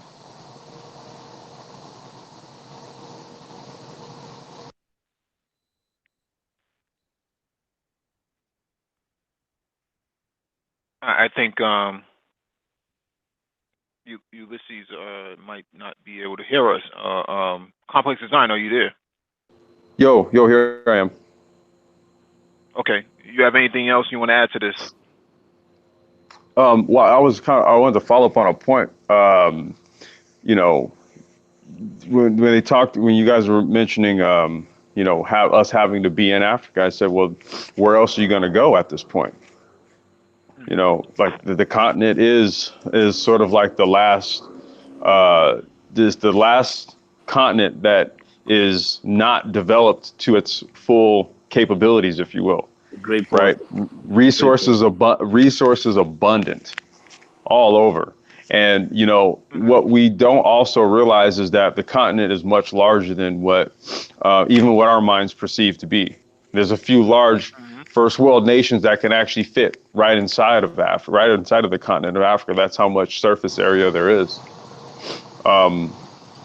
So there's because there's so much room to play, if you will, quote unquote. Our actions could largely precipitate how much exploitation, if any, for that matter, our brethren on the continent would be subjected to with regards to development there. If you have other nations that go in and they're going to do infrastructure works, development works, and stuff like that. I mean, they're going to essentially write the rules on how they're going to engage with the labor that they're employing there. If we want to mitigate any concerns of exploitation or anything like that, well, one thing that we could do is actually get involved ourselves, and from there we could lay the groundwork on how it is that we want to interface and work with the people in these lands. And if you're taking a view or a position where this is more of a partnership as opposed to, say, a a business worker type of relationship, then what happens is that you may actually start to win over the hearts and minds of people, because they say, well, look, brothers come over here from the U.S., and when they come to work with us, man, they form partnerships, man. They're not just extrapolating, our hard-earned labor and this hot-ass sun for like $15 a day. They may be paying us like $25 a day, and they feeding us, or whatever the case may be. Okay, if you have these sort of concerns about exploitation, well, one thing that can be done to mitigate those concerns is we actually take up the mantle to do infrastructure and development works there ourselves, and we actually get involved. It's a great point. I've been on the record of talking about this in some of our offline discussions, that there are people on the, not people, but the governments on the continent want to work with Black people in America. The problem is, Black I can speak to that directly, Mike. Mike, I wish Anti-Gravity was here, because it's funny that this is even a topic, because we actually have some new developments going on over there that he put me in the scope of earlier this week. So that might be some stuff where stuff will be imported from there to here. But we in our prior talks, in talking with delegates from various nations there, I mean, look, if you come with a group, okay, you come with a consortium. We talked, Mike. Okay, Mike. I don't know how many times we put this on Hangouts and talked about this, but if you have a consortium, a group of business people that span, a broad section of industries, you have people skilled in international law, you have people who are skilled in finance. Okay, they all come as a conglomerate, right? As a consortium, you go there.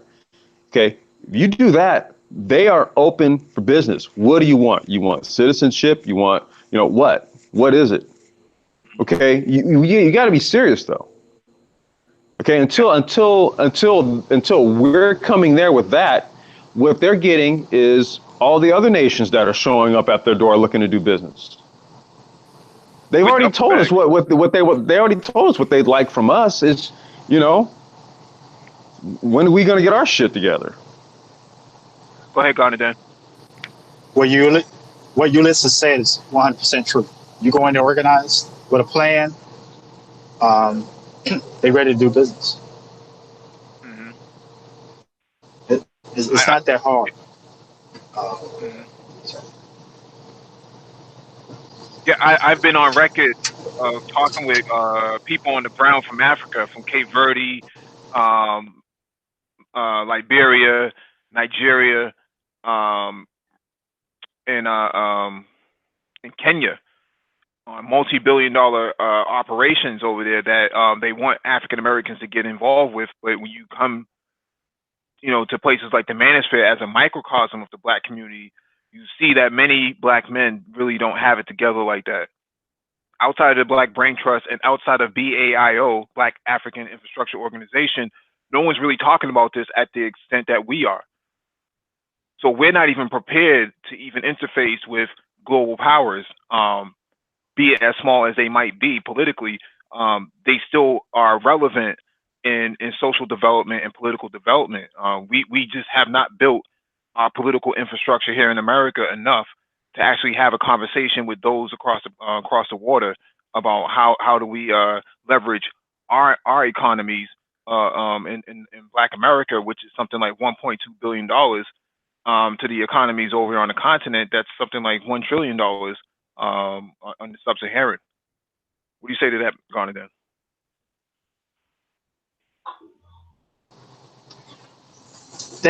There's no excuse. All we have to do is just put things in motion, bro. With those who are serious, I've chosen agriculture because everybody eats. But as we discussed on previous calls, with the doors being open to hemp, It just, to me, I think agriculture. I don't know all about the infrastructure and everything, and um, what you and your listeners just mentioned is new to me. But you get a faster return on your money because in 90 to 100 days, you're gonna have a return on your investment when it comes to agriculture. That's why I chose agriculture, which is the foundation of all infrastructure. Because if you don't feed people, they're not gonna get much done. So, you know, I'm here to help as much as I possibly can, and you know, it's there's nothing to it but to do it. And you are right, absolutely right. Most men in the Negro Manosphere, if we use that as an example, don't have their business in order. Um, then with the ADOS movement, a lot of people are just afraid to invest in infrastructure. They like things the way they are. They don't want to think. They don't want to think outside the box and break um, new ground. And I mean, you see, we see the topic of discussion most 90% of the shows. It's only how many black brain trust type shows. I mean, please, I only know of one, and this is it. Maybe because I haven't, I gotten lazy and I Google search or YouTube search. Maybe there are other black men discussing matters of this magnitude. Um, they are chasing women or complaining about women. They're not thinking building legacy and infrastructure. They're not thinking of building or being a part of self-sustainable environments, autonomous environments. Um, most people like being on a job because it's easy. You gonna get them for most people. Because a business could take 3 years before you see profitability. That means your money tied up. That takes a special kind of mindset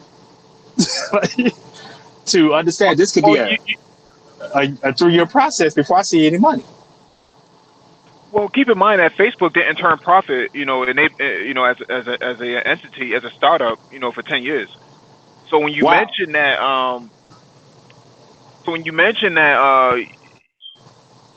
the black community or the black people here, like the community the way how it is, and don't want to see any change.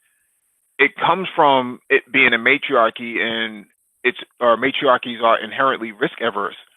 So they don't actually look to making too many changes if they perceive it not to have any return on investment, even if the return on investment is there, right? So it's very fragile as well, financially speaking, from a class perspective, because there's no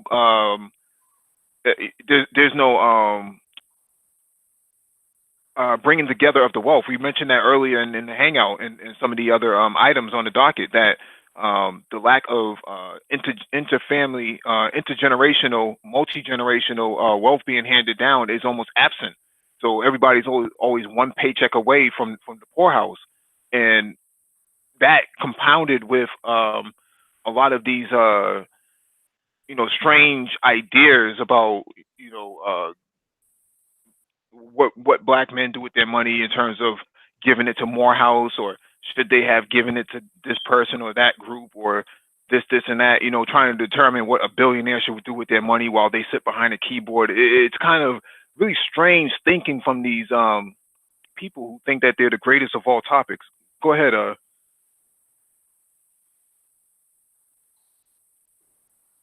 Hello?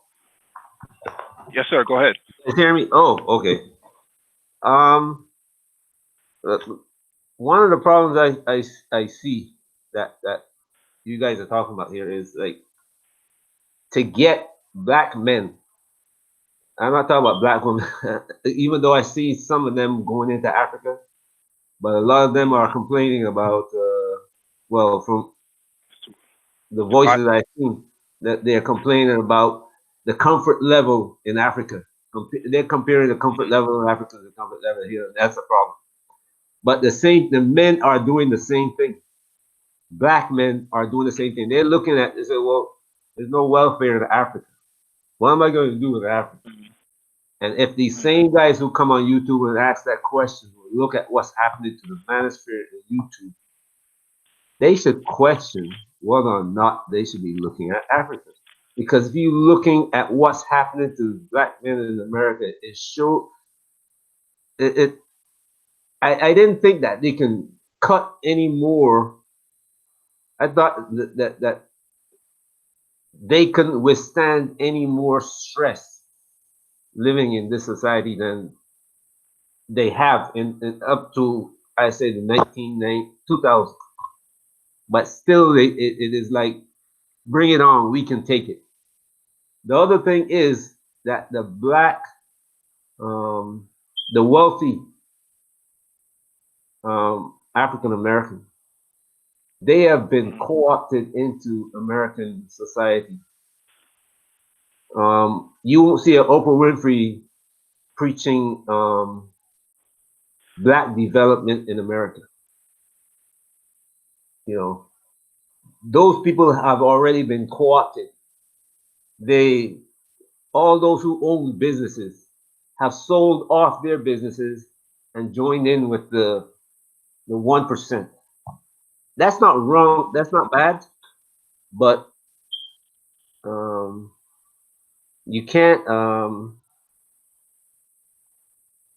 If you go back to what the French did in Africa, the French didn't go to the French brought everything from Africa to France.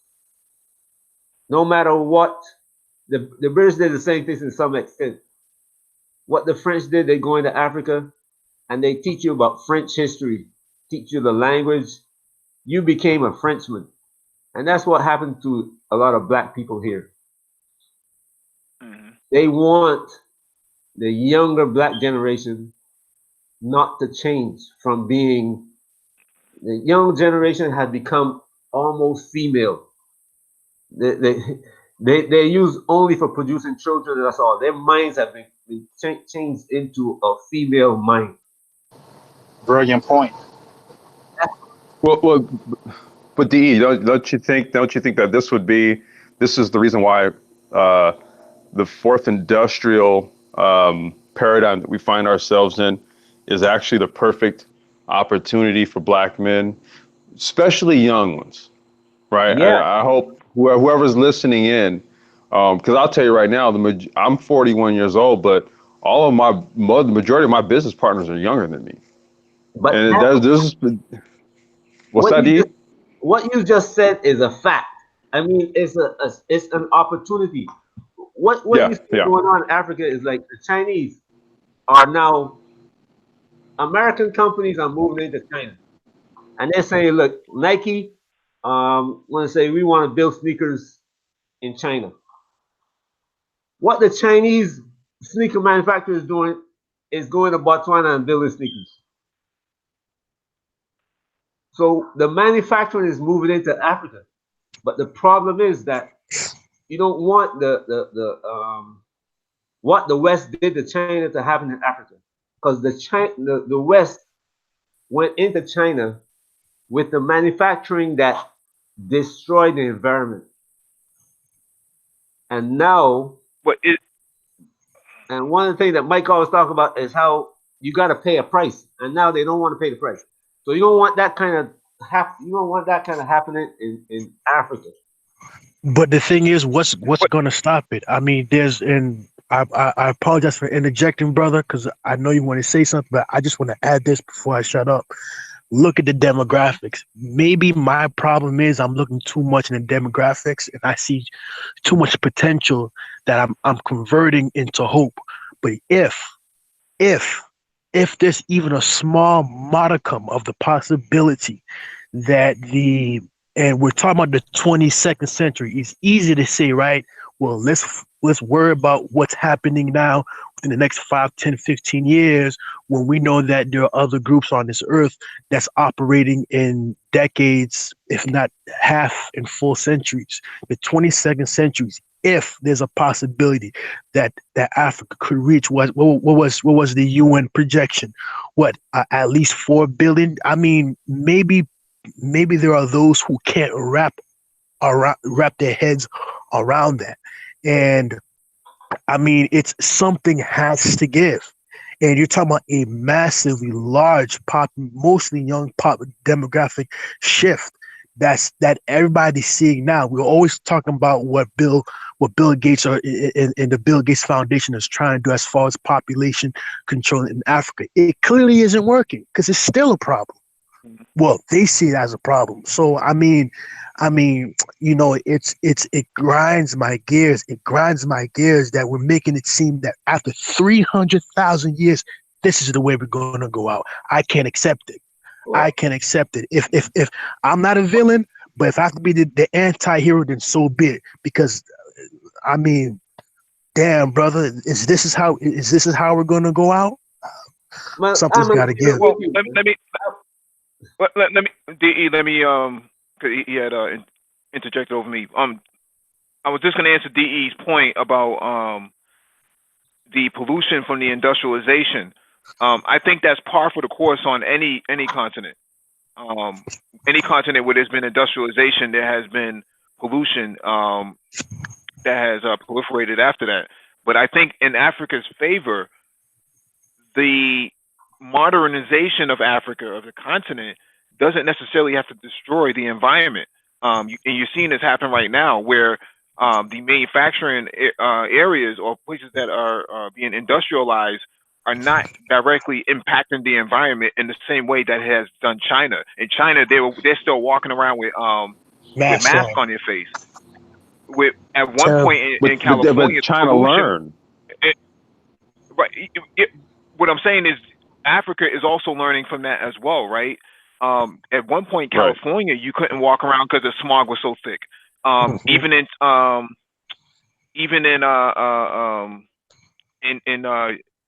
I want to say Russia and the Soviet Union during their industrial phase, there was pollution there as well. Matter of fact, there was a lot of deaths because people were just getting their hand cotton machines and things like that. And let's not forget Britain too. What was that one episode that they had that was it wasn't acid rain, but it was something in the air that it killed a number of amount of people, like from the coal burning. If I'm not, it wasn't a shower. It was something in the air. No, I was hoping that it was a golden shower. Hilarious. I understand what you're saying, Mike, and I was coming to that point and agree with Wilsonian too. The problem, what I was going to say is that if Africa can avoid the negative while growing, while manufacturing, because what was going to happen is that the Chinese are going to move while we are moving our manufacturing to China. China is going to move their manufacturing to Africa because of the cost, and the cost is always going to win out because we live in a capitalistic. Even though they try to play off this capitalism, communism foolishness, we live in a capitalistic system, and the cost is always going to overcome. So the Chinese are going to say, "Hey, Americans do this, so we're going to do it too." So they're going to move their manufacturing into Africa, and they're going to build a consumer society in Africa, which suppose I moved up, I'm an African, and my children, I send my children to school. They go to work in the factory. They're going to send their children to school. Their children are going to get a university education, and then when they come out, they're going to have the ability to also be an engineer, create their own stuff. So in 2 generations, we have a continent that is starting to take care of itself instead of somebody else bringing in what's necessary to build a continent. So we have the ability to negotiate with others. Say, instead of Kenya negotiating with China now, the African continent, African Union, is going to be negotiating with China. And China has that long-standing relationship with Africa.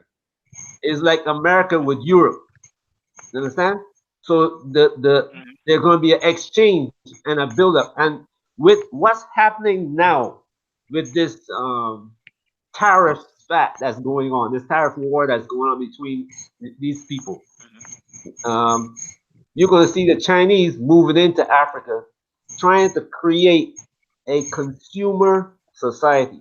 In order for create a consumer society, you also have the people have to make enough money to buy what you want to sell them.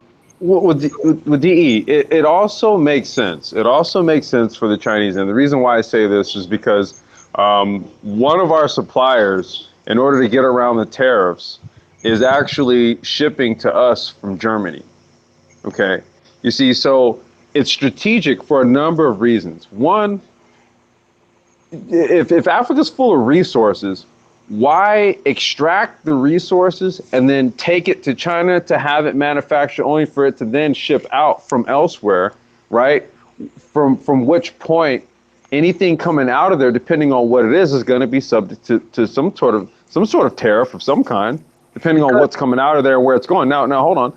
Now, on the flip side of that, what if we just actually go and set up the manufacturing facilities right where the resources are at? And not only that, but we also partner with said nations in order to ship out African-made products that have Chinese imprint on them, and we're still seeing some relatively good ROI on our global investments. It makes sense.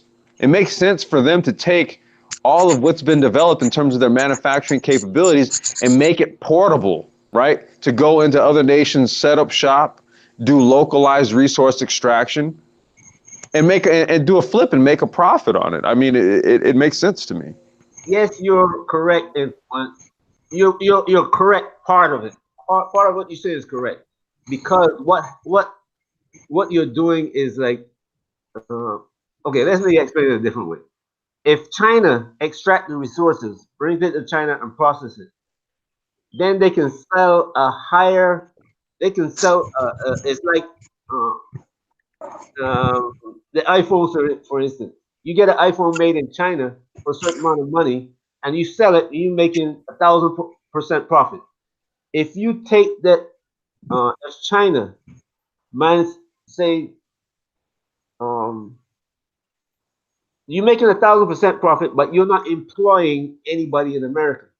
You're not employing the people. The people in America is unemployed. What China has to do, it cannot allow its people to go unemployed. Otherwise, they're gonna have a big problem. That's why they have to take the processing and the manufacturing to China for the time being. When they get like say for 80% of their people employed, then they can start manufacturing in Africa. But they can't manufacture. They can't do the whole manufacturing process in Africa because then it will do the same thing that you see happen in America will happen to China, and the Chinese government cannot allow that to happen. I don't know if you understand what I'm trying to say. I do. I understand 110% what you're trying to say. Yeah, So I think that Africa is starting to adopt some of these same ideals. I know when Paul Kagame was in charge of the African Union, he wanted to put a bare minimum of 2.5% tariffs on Chinese goods coming into Africa. Now, you take into consideration the next step was to start forcing China to transfer some of their intellectual property over to Africa, and that sparked a huge debate on some kind of kind kind of of like ethics kind or of like how the something. kind of like how the Chinese did the U.S. but that has to happen. Right. That is No. I'm just saying. I mean, what's good for the goose, right? it absolutely has to happen. When you start manufacturing products in a country, the people who are working for your corporation are going to learn the process. Not only are they going to learn the process, they're going to find ways to improve it.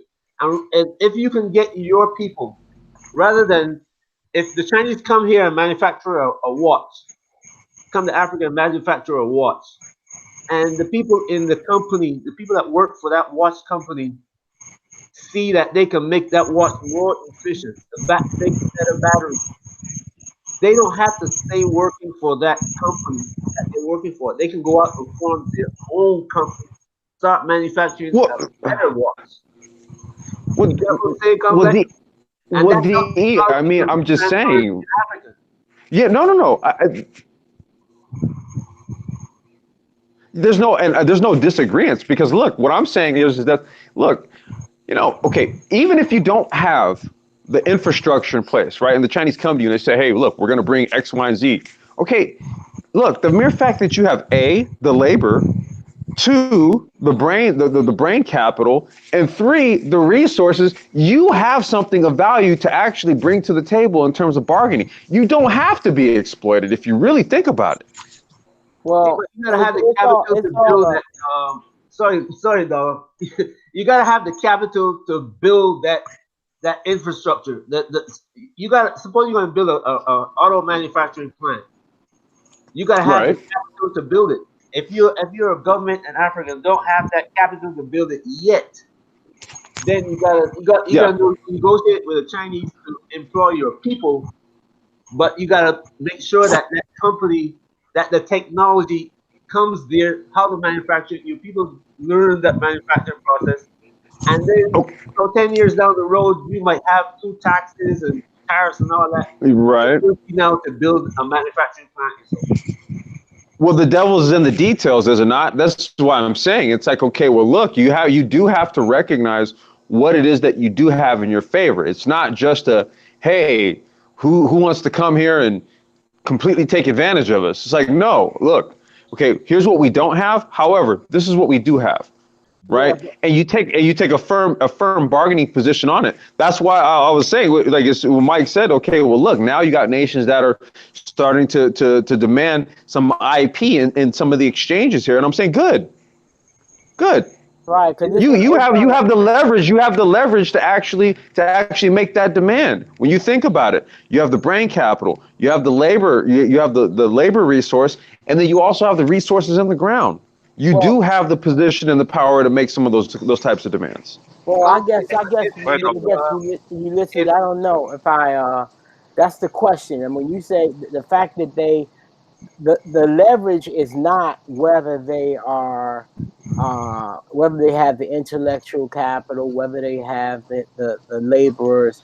The leverage is, do they have the power? Because the exploitation model includes, I mean, includes exploitation of jobs, because these empires, they want the jobs for their own people. So that's the struggle. If you have the power to be able to say, hey, no, we're going to manufacture the product, sort of the way that China was able to do it, and that's why we have in America, and especially Walmart, a lot of Chinese manufactured products. That was a power play by China that said, you're going to export. We're going to export the finished product, and so In the beginning, that's a in the political beginning of play. conversation, And what I'm saying is that in the same schism, when you look at what resources the continent of Africa has available to it, how much of its populace is educated, however underemployed. When you look at all of these things, you do have you don't you're not in a position where you can just totally be relegated to just being completely exploited. My own point in saying this is that when you really parse what it is that what you have in your possession, you can make demands such as saying, okay, well, look, part of this exchange, we want some IP involved. That we want some IP in the discussion. I'm just saying, like Africans have the position to make those demands. Well, I think they're getting there. The fact that they're having conversations about, concepts of on line with the United States of Africa, that kind of thing. That's where that whole Pan Africanist kind of ideal comes in. Because when you have that kind of unity, then you can have that kind of united front against for lack of a better way of putting it, the world. They might want to exploit you. If they don't unite, if they don't click up, there's just no chance. look, black Well, people in the diaspora, right, have a unique position can have a unique opportunity to take part in this discussion right now, because Africa, like Dollar was just talking about the skill set. People, black people who are living in Europe or America, Brazil to some extent, have that skill set. We've been living in a society where we know how to leverage our skills. We went to school, we learned, you know what I'm saying? Whether it be you went to university or you went to trade school, you have that trade, you have that skill set. Now, if you had a negotiating position in Africa, then it would force the Chinese to up their ante. The Chinese will now have to produce more, will have to give up more to the Africans in order to get in. Not that This they will give up 100%, but if I can if I can create aircraft and I go and say, you know what, I want to build aircraft company in Africa. The Chinese come in and say, well, you know what, we will do this and we will do additional. Then Africans got leverage, and that's where I am really upset with African Americans and black people in Europe about, because we're not doing that. We're not negotiating. We are letting the government here and our elite negotiate on Americans' behalf, not black people's behalf. When Americans negotiate on Caucasian behalf, on the rich people. I agree. I agree 100%. I agree 100%, D. I want to say this real quick. This is what, and I don't know if you brothers will have subscribed to a channel I would highly recommend. Maybe you guys have.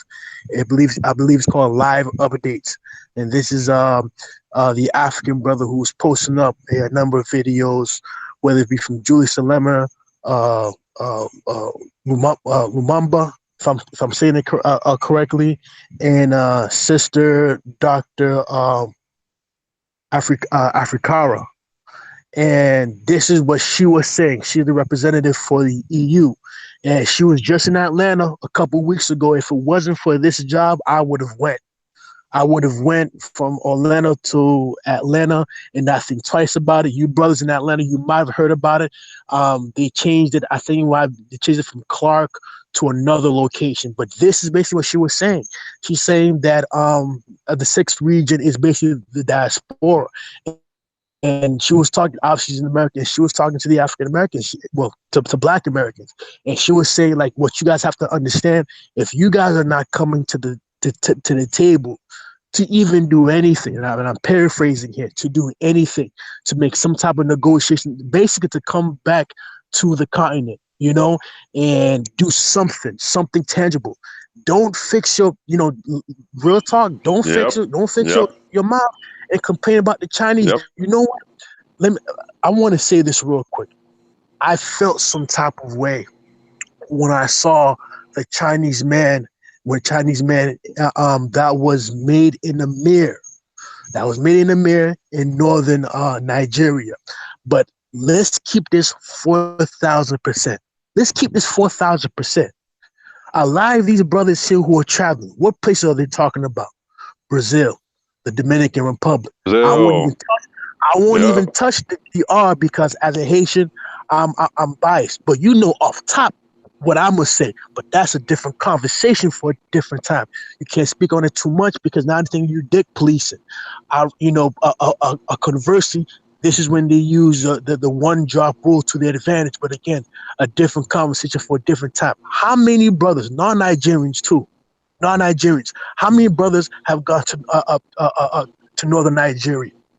Nan, you Atlanta boys, now I'm going southern. Nan, one of them.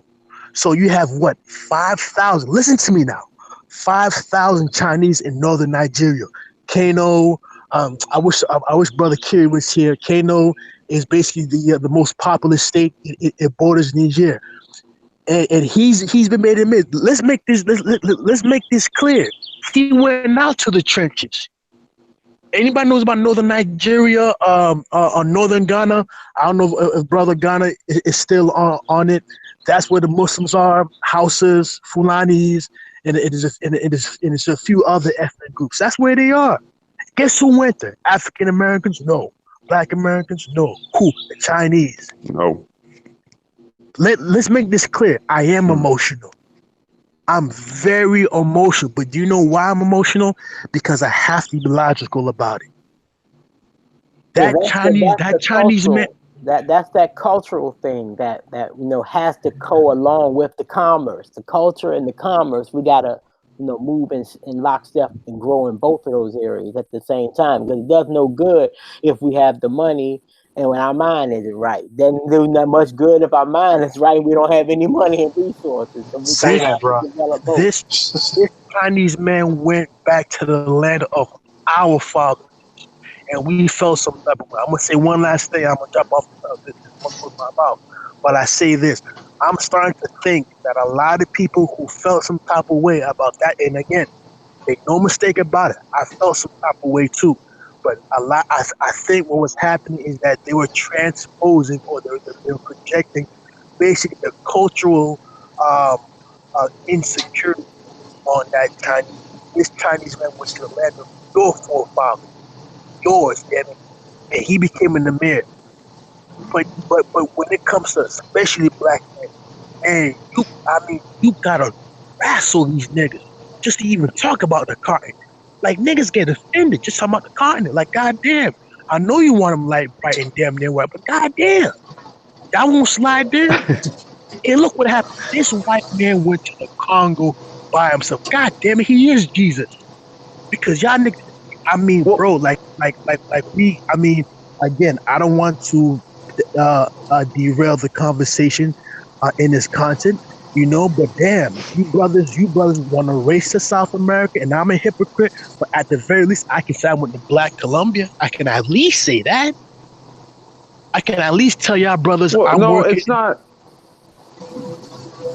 I'm You, sorry, well, continue, no, brother. Wilsonia, you're not. I was gonna say, Wilsonia, no, you're not derailing. You're not derailing the the conversation at all. I mean, actually, what you're pointing out some gross disparities, right? We're talking about one, the importance of us pursuing, business and infrastructure in one area where the people are predominantly mirrored like us, right? Black folks there, black folks here, okay? Versus what seemingly in this venue is an overimportance, right? To go to places like Brazil and other places like that for the reasons that we have not specified, but we all know the reasons why, right? You see, so what that does is it indicates writ large what is important to black men at large. And in that view, I understand. I understand. You're not being emotional. It's frustration. It's frustration. It doesn't make any sense. It's kind of like, all right, well, look, if you're telling me that you're placing priority, over one area, one key area where the rest of the goddamn planet seems to be focused on, right? Everybody else seems to be focused on getting their hands in, getting their business in, getting their infrastructure in one place, right? But apparently it's not lost on everybody else, but on black men seemingly completely is a foggy fucking picture, right? Come And the on. picture that we see loud and clear is Brazil. For what reasons? Yeah, You we go ahead and got fill in the blank. infrastructure investment. You know what I'm saying? And I've said this. I've said this before, man. I've said it before. Me, just like how some of y'all, well, at least for the island boys, how you would stomp your feet when your mom says something. That's what I'm doing. You want to know why? Because I begrudgingly, I begrudgingly, I have to agree, and this is where this is that's the phrase now, right? Logic's over emotion. I have to be logical about it. Cynthia G, she's right. God damn it, she's right. So, you have black men, who you'll go to a racist, colorless society. I'm still of the opinion. I'm still of the opinion that Brazil does not have the largest black population outside of Africa. Because if you do your due diligence and you go onto the Brazilian government website, it would say that pretos, which are basically black people, comprise of, I believe, no more than 9%, which is basically 22 million. What Negroes are doing again to for their what is oh yeah, the intellectual dishonesty. That's what gets me. You're mixing up the pardos and the black people, but if you read, some of these brothers, you're not going to the academic journals who are doing the DNA test. Well, in Brazil, if you look at it, I don't know if have you ever been down there? No. So Again, yeah, I'm talking cash shit. I lived there for a while, and Okay. yeah, I lived there Talk to for me, years. brother. Você fala português também? Yes, sir. Você fala? Fala Você comigo, fala. meu amigo. Fala comigo, Qual meu duas amigo. favela? Buscapé. Lá em Buscatel, é a verdade, onde você aprende a falar português, amigo. You lost me. You're going to speak that Portuguese, fam. Hey, well, I can speak Creole and English and a little bit of Spanish, but that Portuguese is lost on me. Yeah, I think Okay. Wilson, let me throw my. Okay, no. What I wanted to say was a lot of black people in Brazil. Now you have over 51% of people in Brazil who are claiming that they're African. And when you start looking at the African blood, of course it is, because they brought plenty of Africans over. You had a very small, Portuguese population that really, kind of took over Brazil, and it was mostly Indians and blacks that they brought over there. We're talking about Portugal at the time when they were, literally on their campaigns around the world. You're looking at a country that had a little less than 1 million people. So plenty of Africans are there, and they are, and that's what you'll look at when you start to take a look at the numbers. But Brazil, yeah, I know you guys are getting on the Brazil, conversation. I just wanted to say something. I've put some infrastructure down in Brazil myself. You know what I mean? I've done that. I have to say I've laid a little bit of pipe down there. So anyway. You know what, bro? I want to add a little bit to what Lagoon just said. Let me stop. I'm just goofing, guys. I'm just playing around. Go ahead, man. One question about Brazil before I concede my time, honestly. What did you notice the black male, black female dynamics in Brazil? The reason why I mentioned that is because when I was in Colombia, when I was in Quito, there was a brother who went and he stayed in Brazil, and he actually said, and when I did some reading, some research, I mean, I guess it's true. Like, you had sisters. I mean, I thought it was a situation over here. But you have sisters in Brazil who said or who claim, or whether it's black female fuckery, however you say it in Portuguese, but they're saying that you have sisters who are like, I've never been with the black man because black men don't fuck with us. And I expected to hear that in America and not in Brazil. So I don't know, if the bed bucking or the bed wedging is so ingrained. If it's an eternal battle, if you can't even use I really don't Wait a second. I thought we were talking about. I'm sorry. I really don't want to get in this conversation. I really don't want to get in this conversation. I'm ratchet. I'm ratchet. Nigga, I'm sorry. Let me get ratchet, bro. Sorry, dog. Let me just say this. I'll just tie it up this way and say that we gotta there's a certain amount of patience we're gonna have to have with each other or with all of us as we deal with this whole difference between really what race versus culture and ethnicity and all of that, because we're in a diaspora, throughout the world. We have lots of different cultures, and it's a lot of different ways to be black. Okay, and so we just need to have a greater it's gonna take a long time for us to have a greater understanding of just what happened to us, where we are, how we live it, and over time, it'll get worked out. But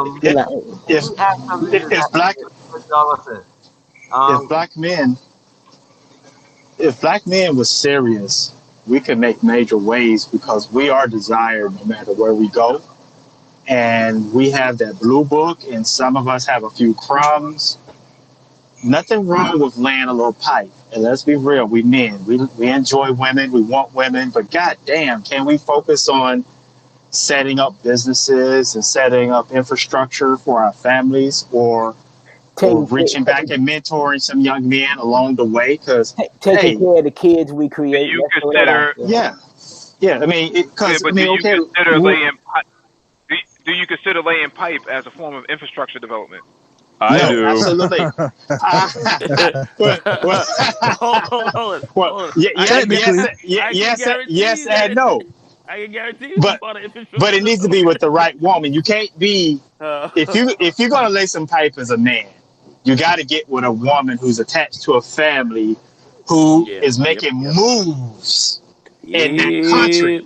Because Yep. other than that, you exploiting some young girls who and you dumping money and paying these women because it's easy to fall because they feminine. They go, but the reality is, are you building relationships?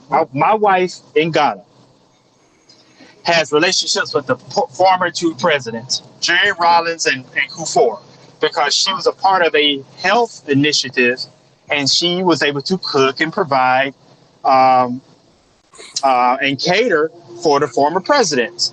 So it was a strategic move.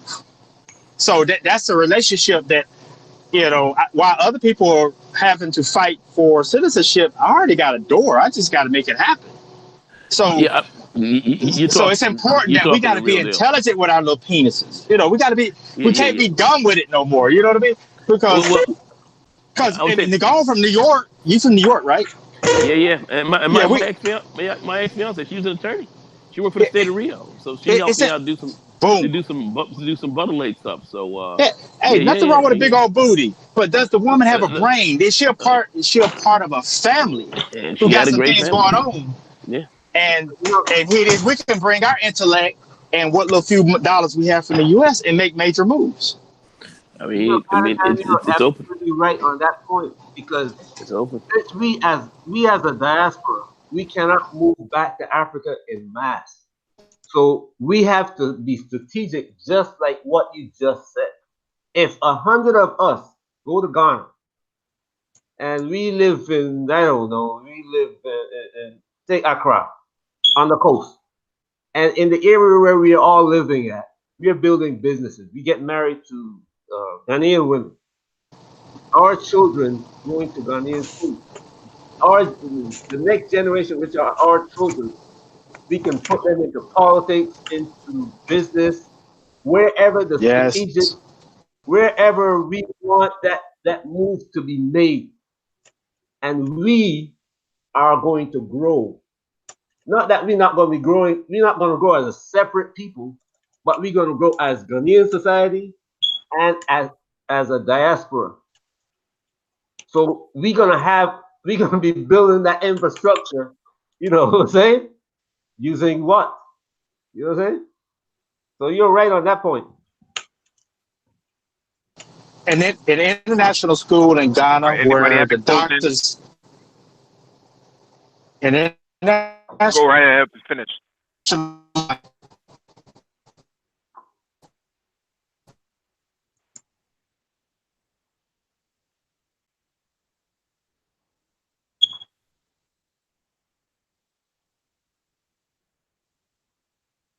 Hello, anybody there? I I'm got I, you. still here. I think he may have fell off. I think Ghana Dan lost. Yeah, I think he lost the signal. yeah, but we gotta use whatever means we can to kind of push our way into a negotiating position in Africa. If doctors, we lawyers. want to go Jonathan, you there? Speak. Yeah, The white I'm man's here, man. Arkansas. You barking real bad, Jonathan.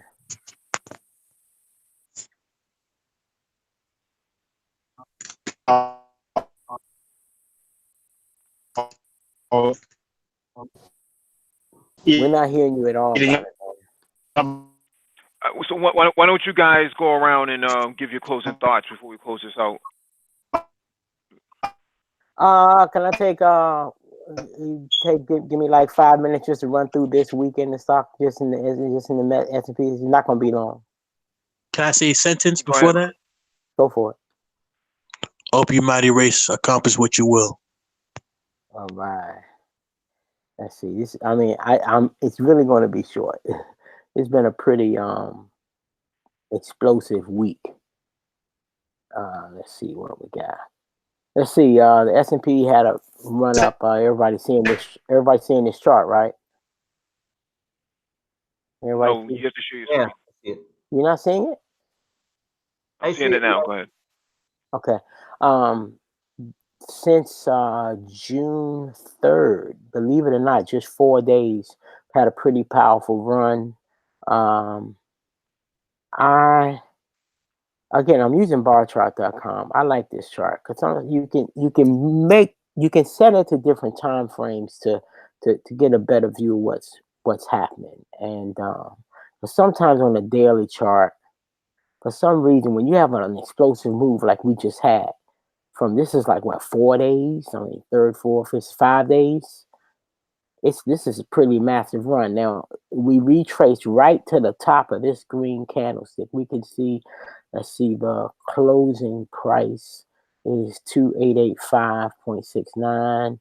And on this one, you can see the peak is 2884. So we didn't even make high, but this is a pretty big move to retrace it. If you go all the way back to here, this is like, if somebody lost a lot of money going down, this run up brought them all the way back to this point, say May 7th. This May 7th price point. And what I like about bar charts is you can do crazy stuff like this is basically a 2-day chart. If you look at the trading day is 6.5 hours a day, times 2, that's like 13 hours. And for me, it gives me a smoother better idea of what happened. It shows really how violent this or powerful this run up has been these last 5 days. Now, our overbought state, if I'm looking at it on a 2-day scale, which I am, we've reached that same area right here. So next week is going to be key to see. It looks like we start. We haven't made a lower low, but we'll see what happens next week if we give it back. If we make a lower low, it would be encouraging for the bulls if we go back, make our way back down to over sold. Again, this is 780 minutes on bar chart if you want to try that on that. To see where we are. If we go back to the oversold state without making a lower low, that would be very encouraging for the bulls. We'll see. But this looks like a classic retrace Elliott Wave ABC pattern right here. So I don't know. I'm not buying this rally. Now, what we saw. So the next question is, where did the money go? I always like to watch the money. You can see what participated. This is stockcharts.com if you want to go there. And then when you go to that page, there's a section called Market Carpet on the lower left column. You can do this. I always like to know where the money went. So during that week, the 5-day period, technology, which was taking a beating, materials, industrials, the cyclicals, all did well. I'm surprised that energy even did well. So even the bottom, there's really like nothing. Good old utility still hanging in there. It's like what didn't work. There is nothing that lost. That's really strange. That usually something loses. So it was like win a lot and win a little. Like why would they even? Wow, this is strange. Why would they consider healthcare bottom and it's up 4%? So it's like it's all green. There's no red. So everything went up, and because this decline was so extreme. So just keep your eye on things tomorrow. I'm sorry, next week, don't get kind of stay neutral with the cheerleading on the news. Just keep your eyes open. But for the people who took this severe decline, this run up has been quite a relief, if not a blessing to some people. If they were wondering, what should they do, or when should they, if they were wishing to have gotten out, if that's on their mind, they have a chance. But again, I'm not a financial advisor. I'm just a dude on YouTube sharing my opinion. Go to, what is that site, Mike? CFP.org. CFP.net. CFP.net. And again, I think everybody should take advantage of the free information that's provided at a lot of your financial institutions offer it. Some counseling on what you should do regarding your retirement account if you're concerned about.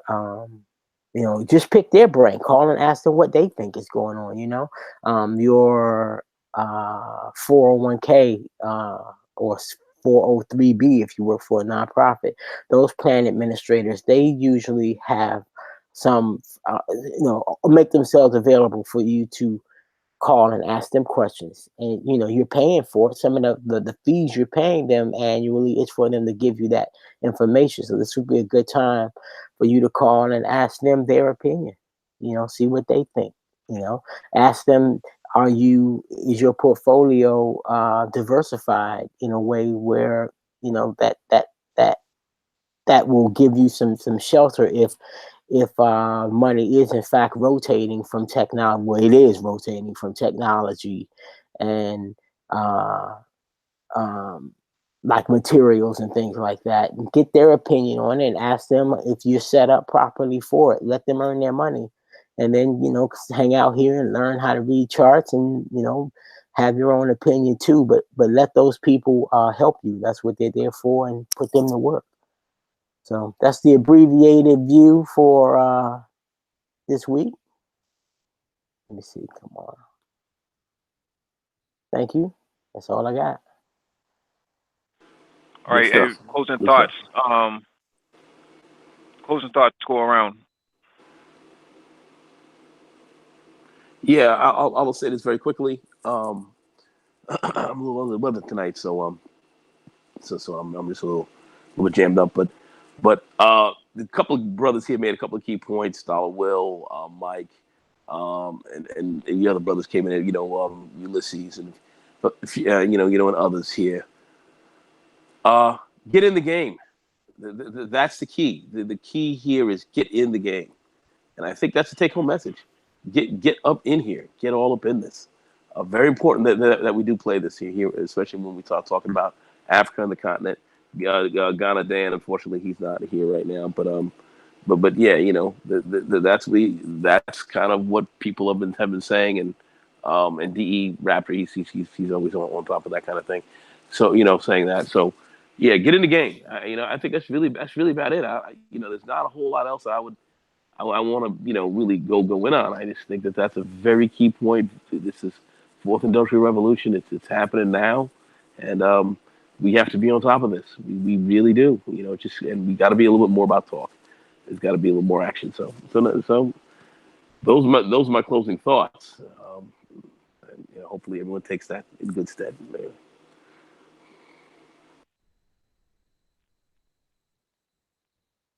All right. Well, thank you all for joining us. Please hit the like button if you have not already. Share the video if possible. There's the docket and description beneath the video for your reference of what we talked about tonight.